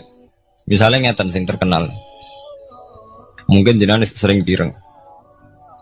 Nabi nate dawuh bulan itu ning langit ketiga. Nah, srengenge ning langit keberapa? Engko terus terakhir langit terakhir itu sing dinggoni Jibril. Oke. Terus ketika wonten berita bahwa para NASA Amerika itu bisa naik bulan, rata-rata kiai desa dulu gak percaya. Nabi Muhammad sing nabi nak munggah ning bulan tak tok pamit mbek Jibril ngono ae ora mesti dibukakno ngenteni diintegrasi. Saiki sapa Muhammad mbek sapa Jibril dibukakno. Itu satu contoh. Kalau dalu ngaji kalian santri-santri, kalau terangaken. Jadi masalah utama umat Islam itu antara lafat, yani luhut, iku terus diimani nganggo karpe dhewe. Lha iku sing dadi masalah utama. Luhut ya bahasa itu diimani menurut karpe dhewe, orang menurut karpe ilmiah. Contohnya gampang kan. Sampean bayangno langit itu apa? Langit itu tuh satu wilayah, satu area yang digoni malaikat, satu area yang tidak tersentuh. Kemana bayangno langit itu satu area yang tidak tersentuh. Sehingga ono kabar nak bulan yang langit ketiga kok terima menuso dok bulan terus sampai ora percaya. Gue dianggap masuk wilayah sing wis wilayah Jibril. Padahal tidak begitu. Masalah istilah sama itu istilah luhut. Terus Imam Razi menjawab sama itu istilah luhut. Jadi sesuatu yang tidak bumi ini itu namanya sama. Sesuatu yang tidak bumi ini namanya sama. Sampai sing nate kaji sing numpak pesawat. Kalau nggih nate numpak pesawat sing jarak jauh, sampai ndelok dhuwur ke langit, ngisor ke apa? Langit sampai nak buka tong pesawat king jendela. Delok ngisor ngeten ke langit, delok dhuwur ke apa? Langit. Sebab itu istilah langit itu hanya untuk menunjuk, istilah sama itu hanya menunjuk sesuatu yang tidak bumi. Terus Imam Razi mencontohkan Allah dawuh alam taro kaifa daraballahu masalang kalimatan kasajaratin apa thayyibatin asluha sabitun fil ardi wa far'uha apa fis sama. Nggih, asluha sabitun apa fil ardi wa far'uha apa fis sama. Kalimat thayyibah iku kaya wit sing thayyibah. Jadi ku wit kurma. Asluha sabitun fil ardi. Akare wit kurma menghunjam ning bumi wa far'uha fis sama, cabang-cabangnya atau dahane fis sama. Ya, artinya kan sederhana loh, gitu. Wit kurma itu dahane fis sama. Sama artinya mosok koyok bayangane sampean sesuatu yang bener-bener gak tersentuh. Wong dahane wit kurma fis sama. Jadi kasajaratin apa? Thayyibatin asluha sabitun fil ardi wa far'uha apa? Sama itu mriku mosok artine lemu angit sing enggak terjangkau. Oh artine kaya wit kurma sing akari menghujam ning bumi wa faruha napa? Sama. Dahan-dahane utawa cabange sama. Sebab itu istilah sama tenggene Quran itu menunjuk satu arti yang tidak bumi. Nak sampean delok teng munjid teng kamus-kamus mutlakul uluwi, sesuatu yang atas itu sama. Paham gitu. Sebab itu ketika ditemukan, nah ini kalau cerita astronomi, ini iman itu dibaringi mbek ilmu. Nak cara ilmu falak, cara ilmu astronomi, bumi itu kan berputar. Ketika kita di atas, kita ngalami siang. Ketika kita di bawah, kita ngalami malam. Orang kok srengenge ambles ning bumi ini. Lah nak srengenge ambles ning bumi, logikanya kan mboten masuk akal. Mergo srengenge luwih gede. Mosok iso ketelan barang sing luwih cilik. Nah, tapi kenapa istilah-istilahnya kok hatta idza balagha maghribas syamsi wajadaha taghrubu fi ainin hamiatin. Nak wis wayahe sore, ben delok srengenge sawangane ya surup ning mata air. Gua anggere sore sampean delok nang gunung, nggih. Nak sore sampean teng gunung, sampean delok srengenge sawangane ambles teng laut. Wajadaha taghrubu fi ainin hamiyah. Lah itu jalan keluarnya apa ya? Kayak Imam Suyuti ini firaqil aini sawangane. Dadi piye wae Quran itu pakai lugat, tapi balik ning istilah sawangane. Jadi Quran itu tidak mesti memutuskan sesuatu itu sak mestine. Sawangane firoil ain.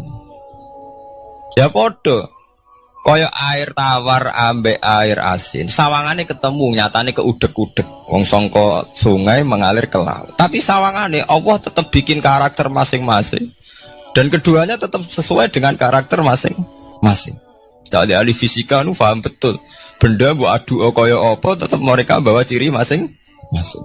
Go kabeh nggawa gene masing-masing. Berarti ketemu sawangane tok hakikate ndak pernah mau napa? Ketemu. Ini jenenge firoil. Sebab itu banyak ayat-ayat yang terjawab oleh teori firoil ini. Ini ku sawangan. Jadi ini ku masalah-masalah ilmiah yang bisa menjawab beberapa kejanggalan, yes. Beberapa kejanggalan dohirin nas agama. Zaman kudu paham ngono. Mergi banyak sekarang misalnya kayak manusa itu ketika bisa deteksi janin. Ahli dokter kandungan lewat macam-macam peralatan itu nggih. USG macam-macam mak saged ngerti janin itu lanang atau wedok. Nah dhisik kiye kuno ada 5 perkara sing roh apa tok, kapan udan, kapan wong mati. Terus sing ning jero kandungane wong wedok iku lanang apa wedok sing roh Allah tok. Kiye kuno ngoten. Tapi sakniki wong paling percaya urusan mati tok. Urusan udan secara falak, secara astronomi saged dideteksi to. Wong falak iku iso ngerti iki musim rendeng. Musim ketiga, pergerakan angin sampai ndelok ning perkaryaan cuaca ki rata-rata bener. Nggih mboten, musim angin, musim hujan, musim kering. Secara ilmiah ngene ku wong ngene ku wae. Setelah kita nentukan ora ana lanang wedok ning gone kandungan wedok manusa roh sing roh apa tok, sing mari keliru sampai nentokno lanang wedok. Wong apa mau dawuh wa ya'lamu ma fil arham. Hanya Allah yang tahu apa yang di rahim. Ma itu cara nahwu itu mubham. Ma itu tidak harus menunjuk laki atau perempuannya. Ma itu lafadz sing mubham. Apa saja, ya kan bisa terkait nasib, ya, bisa terkait kesehatan, bisa terkait gennya normal ndak. Tapi tahu-tahu kita lewat perasaan kita piyambak nentokno wa ya'lamu fil arham lanang wedok. Itu yang bolak-balik mulai agama rusak itu tadi. Sesuatu buat makna ini menurut karepem dewi. Iwak tunggale Allah dawuh wa ma min dabatin fil ardi ila Allahi napa rezeki kabeh sing gremeng ing bumi Allah nanggung rezekine. Cara Allah mulai ambekan ya rezeki sampean ngirup oksigen ya iwak akal-akalane sampean bang rezeki dhuwit.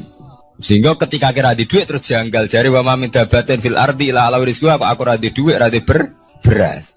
Nah iku jenenge maknani Quran menurut karepe dhewe. Nah semaring rusak tatanan bolak-balik terus nuruti karepe niki dirungaken sanget nggih. Jadi ada masalah-masalah agama sing tahu-tahu kita punya pengertian menurut karepe dhewe. Ngene ku wau, misale wonten dawuh wa ma min dabatin fil ardi ila ala wahiris kuha asal jenenge dabah. Pokoke makhluk urip mesti dijatah rezeki masing-masing.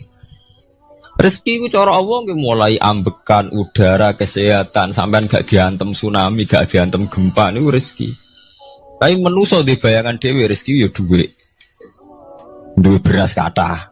Nak panen kathah. Tapi manusa iku pengetahuane manusa mulane jare pangeran wa kanal insanu zaluman jahula. Manusa ujung-ujunge iku ya zalim ya bento. Jadi jahulan ora jahil iku maknane bento. Nak jahulan banget bentone. Lah kok mboten bento sepundi? Ketika sampean nganggep rezeki ku artine duwe akeh, pangeran ngelingno, duwe akeh kowe setruk yo ora iso nikmati. Ya sumpah. Nggih mboten. Ketika kowe bayangno rezeki ku beras akeh apa-apa akeh. Terus kowe kecelakaan utawa duwe penyakit-penyakit apa ya sumpah. Sebab itu Allah ngendikan masalah rezeki itu masalah potensi kecelakaan. Makanya Allah ngendikan teng surat Isra iku manusa oleh ngelingno nganggo teori potensi. Afa amintum ayaksifamikum janibal barri. Wong ngelingno kowe kok ning bumi ngrasa aman, iso wae ujug-ujug ana tsunami. Iso wae ujug-ujug ana gempa. Misalnya kayak saiki selamat, iso wae kapan-kapan ra selamat. Sampai tengene surat Isra itu diulang-ulang. Afa amintum ayaksifamikum janibal barri aw yursila alaikum qasfam min khasifam di bulan bal ini. Kowe kok ngrasa aman ning bumi, iso wae setiap saat kowe kena angin liung, kayak angin Belitung. Ujug-ujug kena macam-macam, kena tsunami, kena gempa. Lah teori ini yang sing dadekno manusa iku syukur. Sakjane kita umpama anut Quran iku urip ku yo gampang syukur tapi yo ora gampang kebablas. Manusa ora ngoten to nggih, numpak pesawat sawangane rawan kecelakaan. Nah tengok-tengok ning omah sawangane akeh slamet. Lah wong Aceh pas ning omah kabeh kena tsunami sedina 100.000 ludes. Nggih betul. Tapi manusa kedikte jahule bentone wae. Sawangane kecelakaan numpak pesawat. Numpak Adam air sawangane kecelakaan. Nak ora wis sawangane selamat. Lah wong Aceh ning omah kabeh kena tsunami entek. Yang Jogja ning omah kabeh kena gempa 5.000 bablas. Iku jenenge jahula. Menurut saya akeh bentone. Begitu juga menyangkut hal-hal yang lain. Mulai Allah ngelingno. Ya tuh galerian sederenge era tsunami Aceh. Sampeyan bayangno wong kerem ning laut, nggih mboten. Saiki entek teori kerem ning laut. Wong Aceh ning darat kabeh. Mati nek kerem manusia bento. Yang saking bento nih nyongkone jenenge kerem ngenteni ning laut. Pangeran ngelingno jare sapa? Tsunami ya, kerem tapi ning darat nggih mboten. Jadi pangeran ngelingno bolak-balik. Kula nate ngaji teng Jogja ngoten. Manusia bento, saking bentone iku nak ngomong ya karepe dhewe. Mulane ketika Allah nurono inna woha la yastahi ayyadriba masalam ma ba'udutan. Allah itu gak izin nak sekedar nyontokno barang-barang cilik kaya nyamuk. Tapi manusia saking bintone ngoten, ambek macan wedi. Usane diterkam macan mesti mati nih. Ambek badak wedi. Usane diterkam badak ku akeh mati. Padahal setikan rata-rata wong mati mbek kuman, barang sing cilik. Nggih mboten. Kabeh ahli medis, ahli ngerti nek wong jarang. Wong sing mati diterkam macan menawa lain Nabi Adam sampai kiamat kena diitung nggih mboten. Lek nak mati mbek kuman. Rak barang cilik. Nggih mboten. Tapi manusa wedine ra mbek barang-barang gedhe. Ana macan do mlayu. Jare sapa saiki wong mati kok pitik flu burung ngono. Lha iku betapa bodohne manusa, gara-gara macan budi iso nyakar kowe wedi. Tapi nyatane macan mboten mateni. Sing mateni malah penyakit saka pitik trimo flu burung. Lha iku betapa doluman jauh lah. Dadi manusa ngomong-ngomong klira-kliru. Mok sawangane tok. Blunder-blunder. Mulane pangeran nak nyipati manusa wis dolim bento. Maka al insanu zaluman apa? Jauh lah wis dolim napa? Bento. Menjenak dituruti ngoten klira-kliru. Jadi ngomong-ngomong boleh klira-kliru. Paham ya? Iku saniki kok sampean ketambahan ilmu anyar sesuatu itu ana sing kaitane napa fira'il aini mok sawangan. Sebagian ilmune manusa mau nuruti napa sawangane ora nganti tok ilmu hakikat. Sebab itu cara ilmu-ilmu tasawuf terus ilmu dibagi telu wonten syariat, wonten tarekat napa wonten hakikat. Mergo nek umpama nuruti syariat tok wong ku mok sawangane tok. Ya sawangane wis salat wis sujud. Jebule atine ra melok sujud. Atine berontak ene pangeran. Artine sujud kan wong tunduk kabeh ning khairihi wa syarrihi minallah. Jebule sawangane sujud tapi grundal-grundal mbek pangeran jenenge sawangane. Mulane terus wonten ilmu hakikat ora oleh mau nglakoni syariat tok kudu ana hakikate. Muga nek ana hakikat ya ngoten niku wau. Mau barang mau amen sawangane tok. Sawangane sedekah jebule bar gaya mbek unda-unda. Berarti sampean nak nganggo ilmu hakikat kan ngerti, manusia mau koyo dakon. Jadi sampean sedekah carane ikhlas itu gampang. Nemen gampang. Cara sampean nganggo ilmu hakikat ikhlas itu sesuatu yang sangat mudah. Malah kowe ora ikhlas itu sing janggal. Lho nggih kula sering ditangkliti, Gus ikhlas kok angel. Lho cara aku malah gampang ikhlas timbang ra ikhlas gampang ikhlas. Kowe anggere ikhlas angel berarti ilmu untuk syariat tok. Nah ilmu mesti hakikat, mesti ikhlas. Bukan mungkin ra ikhlas, mesti ikhlas. Misalnya ngeten. Kula niku gadah dhuwit 10.000. Nggih, cek dhuwit, cek ilmu, cek derajat. Gadah dhuwit 10.000. Sampean kalau menurut pandangan syariat, karena dhuwit itu hasil dagangannya jenengan, ya wae jenengan. Oleh tiang disekakno jenengan wae jenengan. Gara-gara sampean ngrasa wae lho, nak dikekno wong ya abot. Nak sampean sedekah yang ngerasa iso ngundat ngundat. Lah awalnya sampean melihat itu secara ilmu hakikat, dhuwit iki wae Allah. Wae Allah ya wae Allah ora waeku, titipan. Dikekno wong ya wae Allah dolanan mau ning nggonku, saiki ning nggone dhekne kan selesai kan. Mulane jare hikam kula nu tak kenang jan hikam. Cara hikam wong ra ikhlas iku bentuk-bentune wong. Enggak cara hikam logikane gampang. Jadi hikam motivasi ikhlas nu nganggo ilmu hakikat gampang. Ngeten redaksine. Kaifatat lubul ajro mimman huwa muhtihi ilaika. Utekem lu betakok ndi? Kok njaluk opah mbek wong sing ngeki hadiah ku piye? Contohnya ngeten iki, sampean tak kei dhuwit 100 juta. Tak kei. Sampean tak kon dagang. Bareng tak kon dagang sukses badi. Bareng badi yo opane ning aku. Kan lucu to nggih, wong sing ngeki hadiah kok malah dijaluki opah. Jare hikam, wong Islam iku iman, iso salat sebab taufike Allah. Iso haji sebab taufike Allah. Kita iso ibadah sebab taufike Allah. Bareng bar Allah ngeki taufik kok dijaluki opah. Lha wae nuntut opah ambek wong sing ngekeki. Lha iku lucu ta ora lucu? Masuk akal tak masuk akal. Jadi sajane gampang supaya ke salat ikhlas yakin ya Allah salat kula sebab kersane jenengan. Nggih pun apa jo opah wis isin dikek hadiah salat pira-pira to. Sing mareke nuntut mergo GR ujub. Wah aku iso salat. Nek iso salat berak swarga lho ujub. Berarti bolak-balik kenapa kita ikhlas susah? Mergo awale ilmu mbok kawal ilmu syariat. Tak cara ke awale cara melihat ilmu hakikat. Ikhlas ku gampang. Iya betul. Lha mboten kuwi jadi tenan. Gampang kudu ikhlas jenengan mbek ilmune kula. Sampeyan rasakno sih. Dadi ikhlas kudu dimulai kok ilmu hakikat sih. Iku gampang. Kayak kula misalnya mulang, ya Allah jenengan negdir kula ngalim, negdir kula saged mulang. Berarti jenengan maringi kula saged ibadah. Selesai kan? Lain nuruti syariat. Wah guru sak huruf jadi 1000 dinar. Terus gampang gremeng kan kula. Ngaji gak dihormati, nyangoni sithik malah karu-karuan. Gara-gara pertama madang sing nganggo syariat, aku mulang. Berarti berhak untuk alfun apa? Dinar. Wong jare ala-ala jare mulang sak huruf ditarik pinten? 1000 dinar. Paham ya? Tapi nak pertama nganggo ilmu hakikat, aku mulang ditakdir pengiran, ditakdir di kesempatan ibadah. Lempun kok nganti nuntut, terus aku kepikiran jenenge nuntut, jenenge ngundat-ngundat pun mboten apa? Kepikiran. Paham nggih? Dadi saiki dilatih carane ikhlas piye ya anut ilmu hakikat. Ilmu sing awale wis anut ilmu napa? Hakikat. Nek kowe ya pertama nganggo syariat, ikhlas meksa kowe. Mesti bukti to sampean ngrasa di dhuwit, ngrasa nglakoni salat, ngrasa mulang, tak ulang tenanan. Jebule rapati ngurmati aku. Ya tersinggung to. Lho nak tersinggung tiyang ikhlas mboten menyangkut ngoten. Ora pantes Quran diulang kok kowe terlambat, Quran diulang kok kowe guyon. Mergo piye standar Quran diulang kudu idza dzikrullah wajilat qulubuhum wa idza tuliyat alaihim ayatu zadatuhum. Kan benten to nggih mboten menyangkut pribadi tersinggung mboten, tapi supaya Quran itu bener-bener zadatuhum napa? Iman. Anak tersinggung syariat ono, gak ngregani wong sepuh. Nak sing kiai jare gak ngregani kiai, kok bareng murid tuwa gak ngregani wong tuwa. Malah nyiksa ati to. Perdun. Tuh. Nah, sampeyan nganggo ilmu hakikat selesai. Ora kepikiran blas.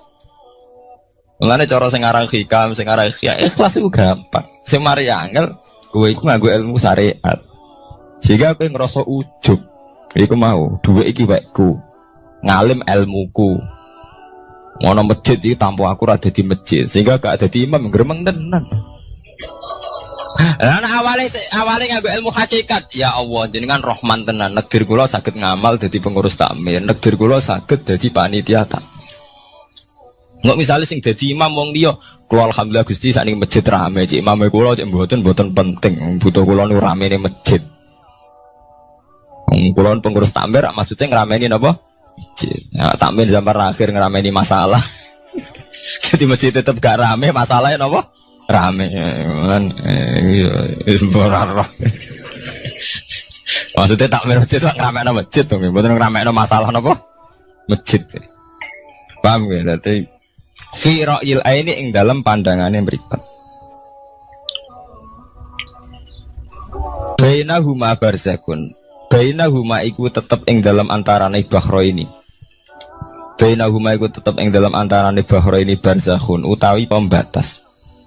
Hajizun. Mau mun kula terangaken. Dadi hakikate antarane air tawar mbek air laut itu ada hajiz, ada faktor karakter masing-masing nggak saling terganggu.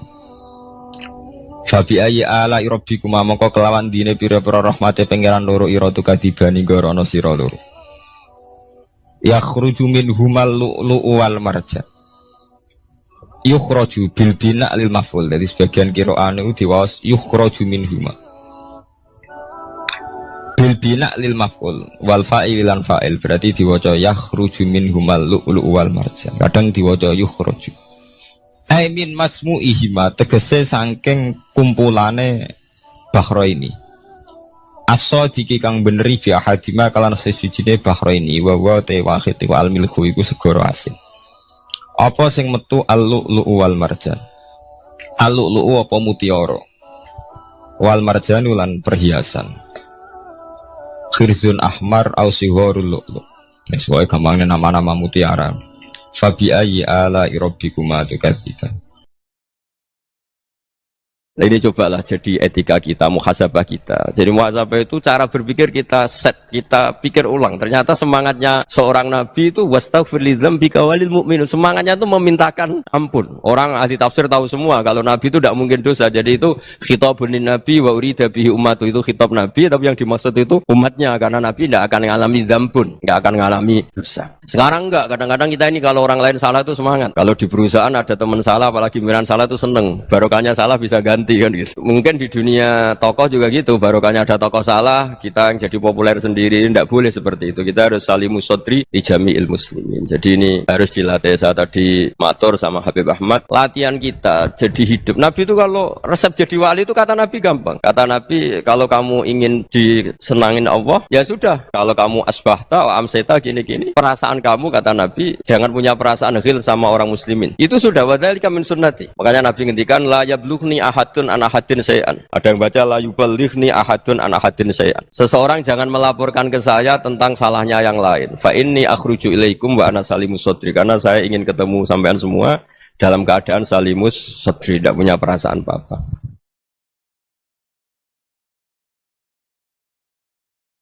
Dalam konteks Indonesia, muhasabah itu sudah jadi perilaku ya. Karena dulu orang tua saya, guru-guru saya kalau ngandani itu, bayangkan kalau kamu jadi dia. Jadi misalnya kita mentang-mentang atasan, otoriter sama bawahan. Bayangkan kalau kamu jadi yang bawahan itu kayak apa? Laukun tamakana, kalau orang Arab bilang, bayangkan kalau kamu di posisi dia. Makanya guyonannya orang-orang Indonesia itu kan orang ngaramkan judi gitu, bareng dikasih tahu. Tapi yang menang anak jenengan, alhamdulillah. Ternyata ngaramkan itu karena ada anaknya. Kalau anaknya yang menang ya seneng. Meskipun itu guyonan, tapi saya punya padanan itu dalam kitab Hikam. Nabi Ibrahim itu Khalilur Rahman, tentu bencinya minta ampun sama yang namanya maksiat. Suatu saat beliau diterbangkan di alam malakut. Itu kalau di Hikam saya halaman 15 juga. Saya masih ingat betul. Mungkin kalau Anda beda halaman karena beda cetakan. Atau enggak punya kitabnya. Atau punya tapi tidak bisa baca. Nah itu jadi berbagai kemungkinan. Atau punya tidak bisa baca tapi dianggap jimat. Atau digo pencitraan. Banyak itu kaji-kaji tidak bisa baca kitab tapi di ruang tamunya kitabnya besar-besar. Pencitraan itu. Tapi ya bagus lah, nggak apa-apa untuk syiar. Setelah diterbangkan di alam malakut, diperlihatkan sama Allah. Ada orang pezina, ada orang syaribul khomri, ada orang mabuk, ada orang macam-macam. Allah tanya sama Nabi Ibrahim, bagaimana pendapat kamu Ibrahim tentang mereka yang maksiat? Kata Nabi Ibrahim, ya Allah habisi saja mereka. Mereka hidup di bumi engkau, makan rezeki engkau, kemudian mereka ada taat sama engkau. Singkat cerita di fase itu, saya ulang lagi di fase itu, Allah nurutin. Sampai sekian peristiwa, mungkin 3 atau 4. Sudah, setelah sekian tahun Nabi Ibrahim lupa peristiwa itu, kemudian beliau diminta menyembelih anaknya. Ini versi kitab Hikam. Memang versinya banyak tentang kenapa Nabi Ibrahim disuruh menyembelih anaknya. Ketika mau menyembelih anaknya, Nabi Ibrahim ragu. Huwa samratu fuadi. Anak saya ini buah hati saya, kenapa engkau suruh menyembelih? Terus kata Allah, apa kamu tidak ingat ketika kamu saya angkat di alam malakut, kemudian kamu usul bunuh-bunuh, saya tidak mempertimbangkan usul Anda, tapi kenapa sekarang saya merintahkan kamu mikir gitu. Terus, ya karena ini anak saya ya Allah. Terus kata Allah, rumangsamu wong sing kon mateni gak gawean kau sing gawe kowe enak wae usul mateni. Jadi sebenarnya saya yang bikin kemudian Anda enak aja usul membunuh. Semenjak itu Nabi Ibrahim itu di eranya itu asfaqun nas, orang paling sayang sama manusia. Karena kadang kita keras itu ya kebetulan tuh udah anak kita, ada keluarga kita. Cara orang Jawa itu kan gitu ya, kalau ada perempuan terus macak yang macam-macam pakai sepeda motor cowok terus wah itu luput suwuk semoga-moga gini, tapi setelah dikasih tahu niku ponakane jenengan semoga-moga selamat. Jadi jangan-jangan kemarin ahli ma'asi itu kebetulan tuh tidak keluarga kita. Kalau keluarga kita yang pernah salah pada kita, semangat kita mintakan maaf. Jangan-jangan kita didikte hukum sosial gitu. Jadi orang yang salah kebetulan tuh orang yang menservis kita. Atau keluarga kita, atau orang dekat kita. Jangan-jangan semangat kita mintakan ampun. Jadi kalau sama orang lain, kebetulan musuh kita semangatnya minta itu kena adab. Nah ini yang nggak boleh dalam Islam. Islam mengajarkan niru Rasulullah SAW, Nabi itu rahmatal lil alamin. Bahkan kemarin saya ngaji virtual sama beberapa habaib. Ada Habib Ali Al-Jufri dari Mesir, ada Habib Alwi dari Kuitang, ada Habib Nabil Al-Musawa. Dari sekian habaib itu saya masih ingat diantaranya yang didawuhkan rahmatan lil alamin itu ketika Nabi adahu kaumuh, disakiti oleh kaumnya, dan itu mereka masih kafir semua. Itu mereka dapat doanya Nabi Allahumma hdi qaumi fa innahum la ya'lamun. Kayak apa baiknya Nabi, orang yang menyakiti, yang melukai, tapi Nabi masih berdoa Allahumma hdi qaumi fa innahum la ya'lamun. Sayyidina Umar dapat doanya Nabi itu yakhina kana kafiran, ketika masih kafir didoakan Allahumma aizzal Islam bi Umar. Itu ketika masih kafir. Itu pelajaran bagi kita bahwa yang sedang tidak cocok pun itu berdapat doa kita. Ya doa supaya kondisi kita baik, hari tambah baik. Karena agama ini saya berkali-kali bilang limangka nayarjuwa hawal yaumal akhir. Agama ini diperuntukkan bagi yang selalu punya harapan pada Allah Subhanahu wa taala. Saya cerita muhasabah ini tentang hubungan kita dengan Allah. Di Indonesia itu banyak orang fasik, banyak orang nakal. Ya di mana-mana orang nakal itu ya mayoritas, wa aksaruhum fasikun. Tapi berkahnya harapan. Mungkin saya kira nakal sok benda, mungkin saya kira sholat sok ben sholat, mungkin sekarang belum sakhok, belum dermawan, suatu saat dermawan. Barokahnya itu kefasikan ini dianggap sementara. Sedang fasik, sedang tidak benar. Karena kiai-kiai kita, para guru-guru kita, para habaib utamanya itu mesti bilang semoga husnul khotimah. Nah barokahnya doa itu semoga husnul khotimah itu menjadikan satu pola sosial. Yang sedang fasik ini masih diharapkan jadi lebih baik, jadi lebih. Sehingga kita tidak ngambil sikap ekstrim, yang ingin menghabisi atau ingin mengadili, tidak. Karena selalu kita punya harapan. Dan agama ini limangka nerjuwa hawal yaumil akhir. Bayangkan itu kalau yang nakal itu anak kamu. Pasti kamu nggak ingin kan langsung dapat azab, dapat apa.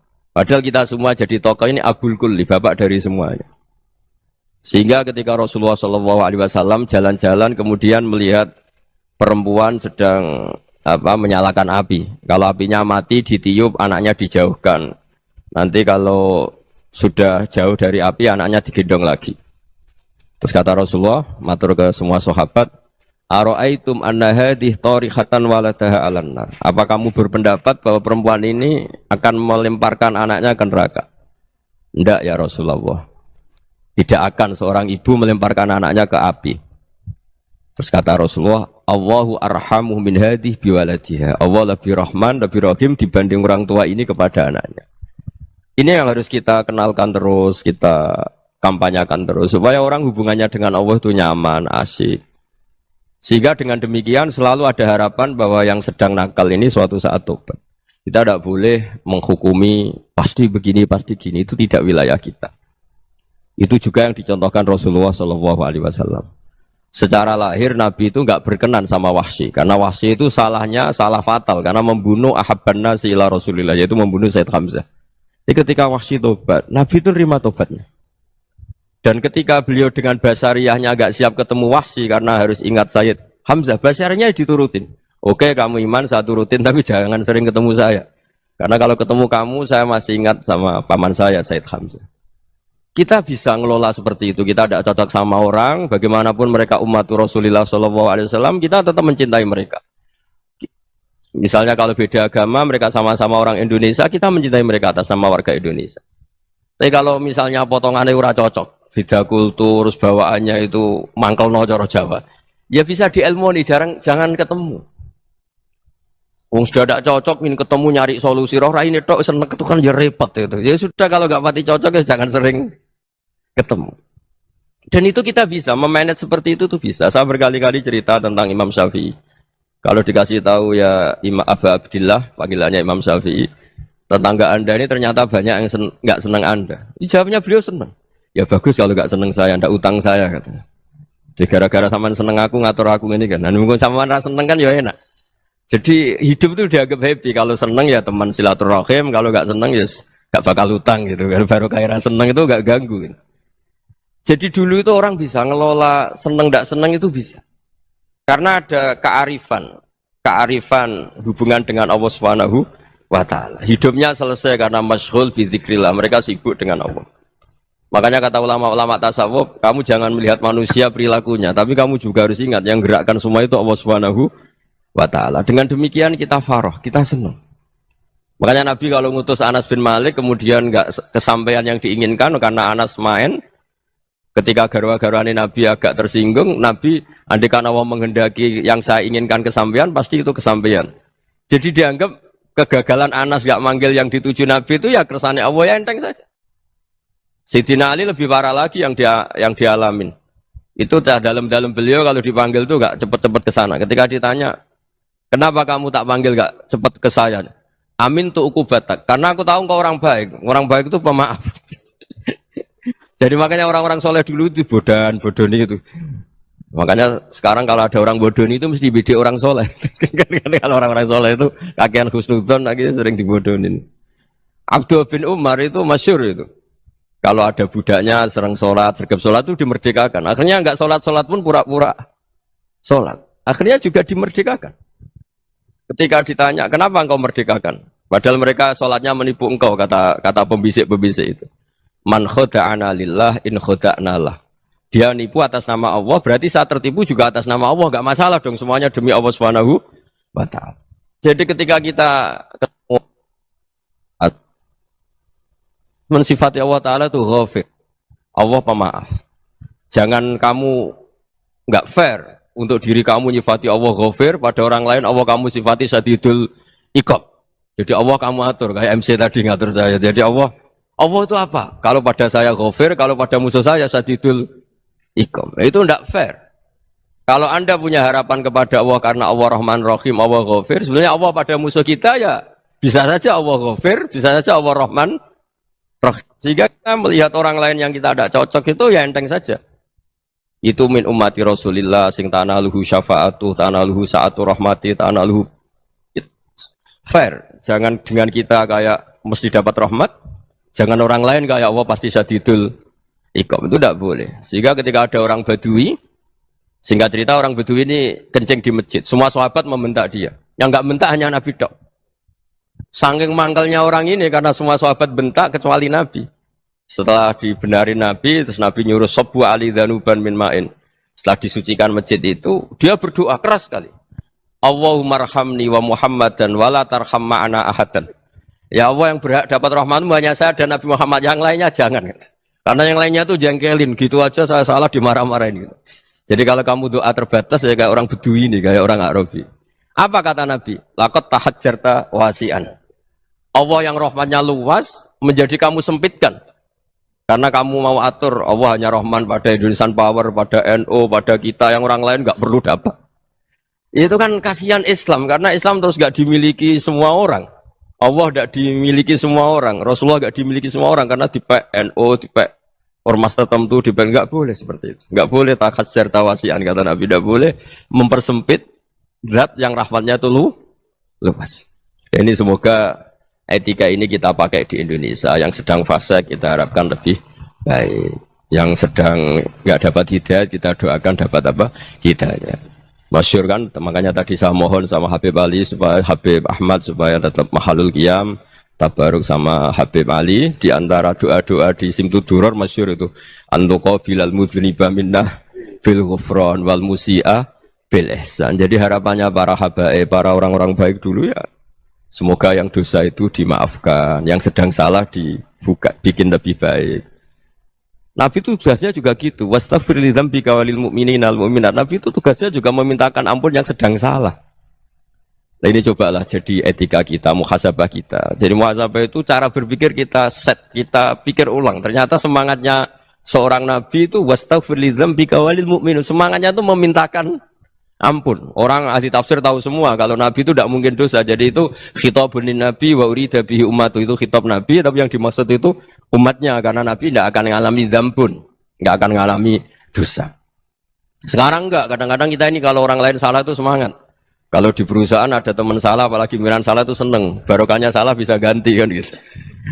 Ya, jadi kalau mungkin di dunia tokoh juga gitu, barokahnya ada tokoh salah, kita yang jadi populer sendiri, tidak boleh seperti itu. Kita harus salimus sodri di jami'il muslimin. Jadi ini harus dilatih. Saya tadi matur sama Habib Ahmad, latihan kita jadi hidup. Nabi itu kalau resep jadi wali itu kata Nabi gampang. Kata Nabi, kalau kamu ingin disenangin Allah, ya sudah, kalau kamu asbahta wa amseta gini-gini, perasaan kamu, kata Nabi, jangan punya perasaan ghil sama orang muslimin. Itu sudah, wadzalika min sunnati. Makanya Nabi ngendikan la yablughni ahadun an ahadin syai'an. Ada yang baca la yuballighni ahadun an ahadin syai'an. Seseorang jangan melaporkan ke saya tentang salahnya yang lain. Fa inni akhruju ilaikum wa ana salimus sodri. Karena saya ingin ketemu sampean semua dalam keadaan salimus sodri, tidak punya perasaan apa-apa. Karena kalau nurutin membisik, nurutin informasi itu ya repot, karena orang pasti sepihak. Ada kiai yang top, datang ke kampung-kampung yang desa-desa, kata yang seneng itu punya akhlak. Wah itu bagus, orang besar datang ke kampung-kampung. Kata yang nggak seneng, wah itu jobnya kiai kecil kok diambil, itu kan ya kasihan. Itu kan sudut pandang. Makanya saya sering bilang, akal kita ini cukup untuk mentasdik Rasulullah Shallallahu Alaihi Wasallam. Meskipun perasaan kita kadang orang Jawa itu beda. Saya berkali-kali bilang sama peneliti dari Jogja, kenapa sih Gus para nabi itu kok poligami istrinya banyak? Nabi Dawud katanya itu berapa? Nabi Sulaiman malah jumlahnya agak terbatasin. Nabi Muhammad itu paling sedikit. Saya tanya gini, perempuan itu orang lemah. Jadi kalau nolong orang satu gimana baik? Kalau nolong orang dua ya lebih baik, ya sudah kira-kira seperti itu. Paling tidak akal kita masih tahu kalau orang baik itu kan mesti baik. Nolong orang satu baik, nolong orang dua ya lebih baik, nolong orang tiga lebih baik. Tapi kalau kamu orang nggak baik, satu saja kamu terlantarin, kamu miskinkan, kamu ya tinggal diukur kan. Kalau orang baik nambah baik, tapi kalau orang buruk tambah buruk. Nah itu akal. Akal kita bisa menganalisis kenapa sih nikah itu ada yang poligami, ada yang enggak. Ya sudah, ukur saja diri kamu. Misalnya kayak saya elek keriting, rabi terus, memperbanyak wong elek, orang perilaku netok raine dadi elek kabeh gitu. Tapi nak kowe ku ganteng, alim, ganteng, sugih, anake ganteng-ganteng, berhubung kowe saleh ahli swarga kabeh, mertua yo bangga karena karir kamu meyakinkan, ini mertua kamu aja gak bangga mau nambah. Ipar gak bangga, mertua gak bangga, desa kamu yang kamu wayai juga gak. Beda dengan Nabi ketika nikah Juwairiyah itu gak ada pernikahan sebarokah Nabi dengan Juwairiyah itu. Azharu Rasulillah, di situ habis perang banyak tawanan, gara-gara jadi besanya Nabi langsung dibebaskan semua karena Azharu Rasulillah. Sekarang besanya Kanjeng Nabi. Dulu Abu Sufyan mangkalnya bukan main sama Nabi, gara-gara putrinya dinikah terus langsung jadi. Kalau kamu kan enggak, nikah satu, nikah lagi, satu kampung musuhi kamu. Karena istri pertama ya cemburu, yang kedua agak bangga. Wah itu selesai itu, dunia wal akhirah. Maksud saya, nganalisis Islam itu harus pakai akal. Dan akal yang dipakai, ini saya bawa ke kitab Ihya, adalah pikiran-pikiran para ulama. Makanya ketika Imam Ghazali ketika ditanya, fakaifa bi muslimin fasikin asawaha fi jami'i amri. Kalau ketemu orang fasik, orang Islam tapi fasik, perilakunya enggak ada yang benar. Kata Imam Ghazali jawabnya lucu, aneh. Ma min muslimin illa wa islamuhu ta'ah. Tidak ada orang Islam kecuali dia mau Islam, membenarkan Allah dan Rasul itu sudah taatnya dia. Kok kamu tidak bisa melihat taatnya dia? Dia pikirannya kan ini pemabuk, ini tukang apa. Tapi kata Imam Ghazali, sebenarnya kamu masih bisa berpikir positif. Ma min muslimin illa wa islamuhu ta'ah. Tidak ada seseorang Islam ketika dia milih Islam itu pasti ada taatnya, yaitu tasdik pada Allah dan tasdik kepada Rasulullah Shallallahu Alaihi Wasallam. Jadi dengan pola seperti itu, maka di antara guru-guru kita yang modern ya di era Mbah Maimun, di sini ada Habib Ahmad, Habib Salim, syair yang sering dibaca beliau adalah ada orang munajat sama Allah, ini cerita munajat. Itu orang itu ngendikan gini, ana muznibun, ana mukhtiun, ana asi, huwa rahimun, huwa ghafirun, huwa afi. Ya Allah, saya mukhti, saya orang yang salah. Ana muznib, saya orang yang dosa. Ana asin, saya sering maksiat. Tapi engkau ya Allah, engkau ghafir, pemaaf. Engkau rahim, maha pengasih. Engkau afin, yang mudah memaafkan. Terus kata orang ini, ya agak kurang ajar, tapi saking senengnya sama Allah. Qobal tuhunna salasatan bisalasati. Ya gini saja ya Allah, sifat engkau diadu dengan sifat saya. Engkau Tuhan, Gusti, nggak boleh kalah katanya. Terus wasatahliban ausofu ausofi, dan engkau pasti pemenangnya. Gitu. Jadi ada orang rayu Allah dengan cara seperti itu ya ada ya. Saya ini manusia, salah saya banyak. Engkau ampunannya banyak. Engkau Tuhan, Gusti, nggak boleh ampunan Anda, ampunan engkau kalah dengan salah saya. Nggak boleh Tuhan kok kalah. Nah, jadi untuk supaya orang punya harapan gitu.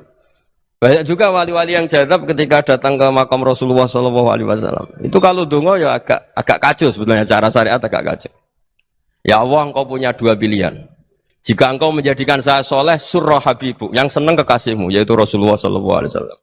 Tapi jika engkau menjadikan saya fasik, surah adubuk, yang senang itu setan. Monggo jenengan mau menyenangkan kekasih jenengan, mau menyenangkan musuh jenengan, monggo. Jenengan bebas kok memilih.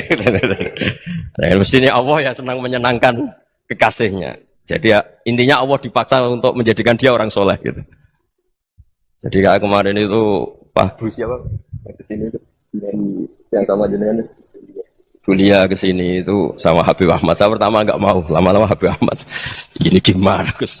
Orang taunya saya dekat jenengan, kalau enggak kasil saya waduh.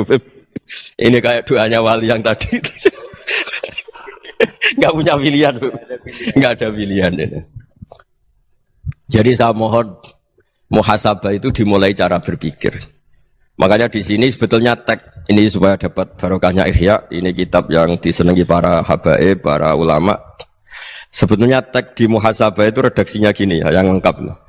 Hasibu anfusakum qabla an tuhasabu wa zinuha qabla an tuzanu wa tahayya'u lil ardil akbar.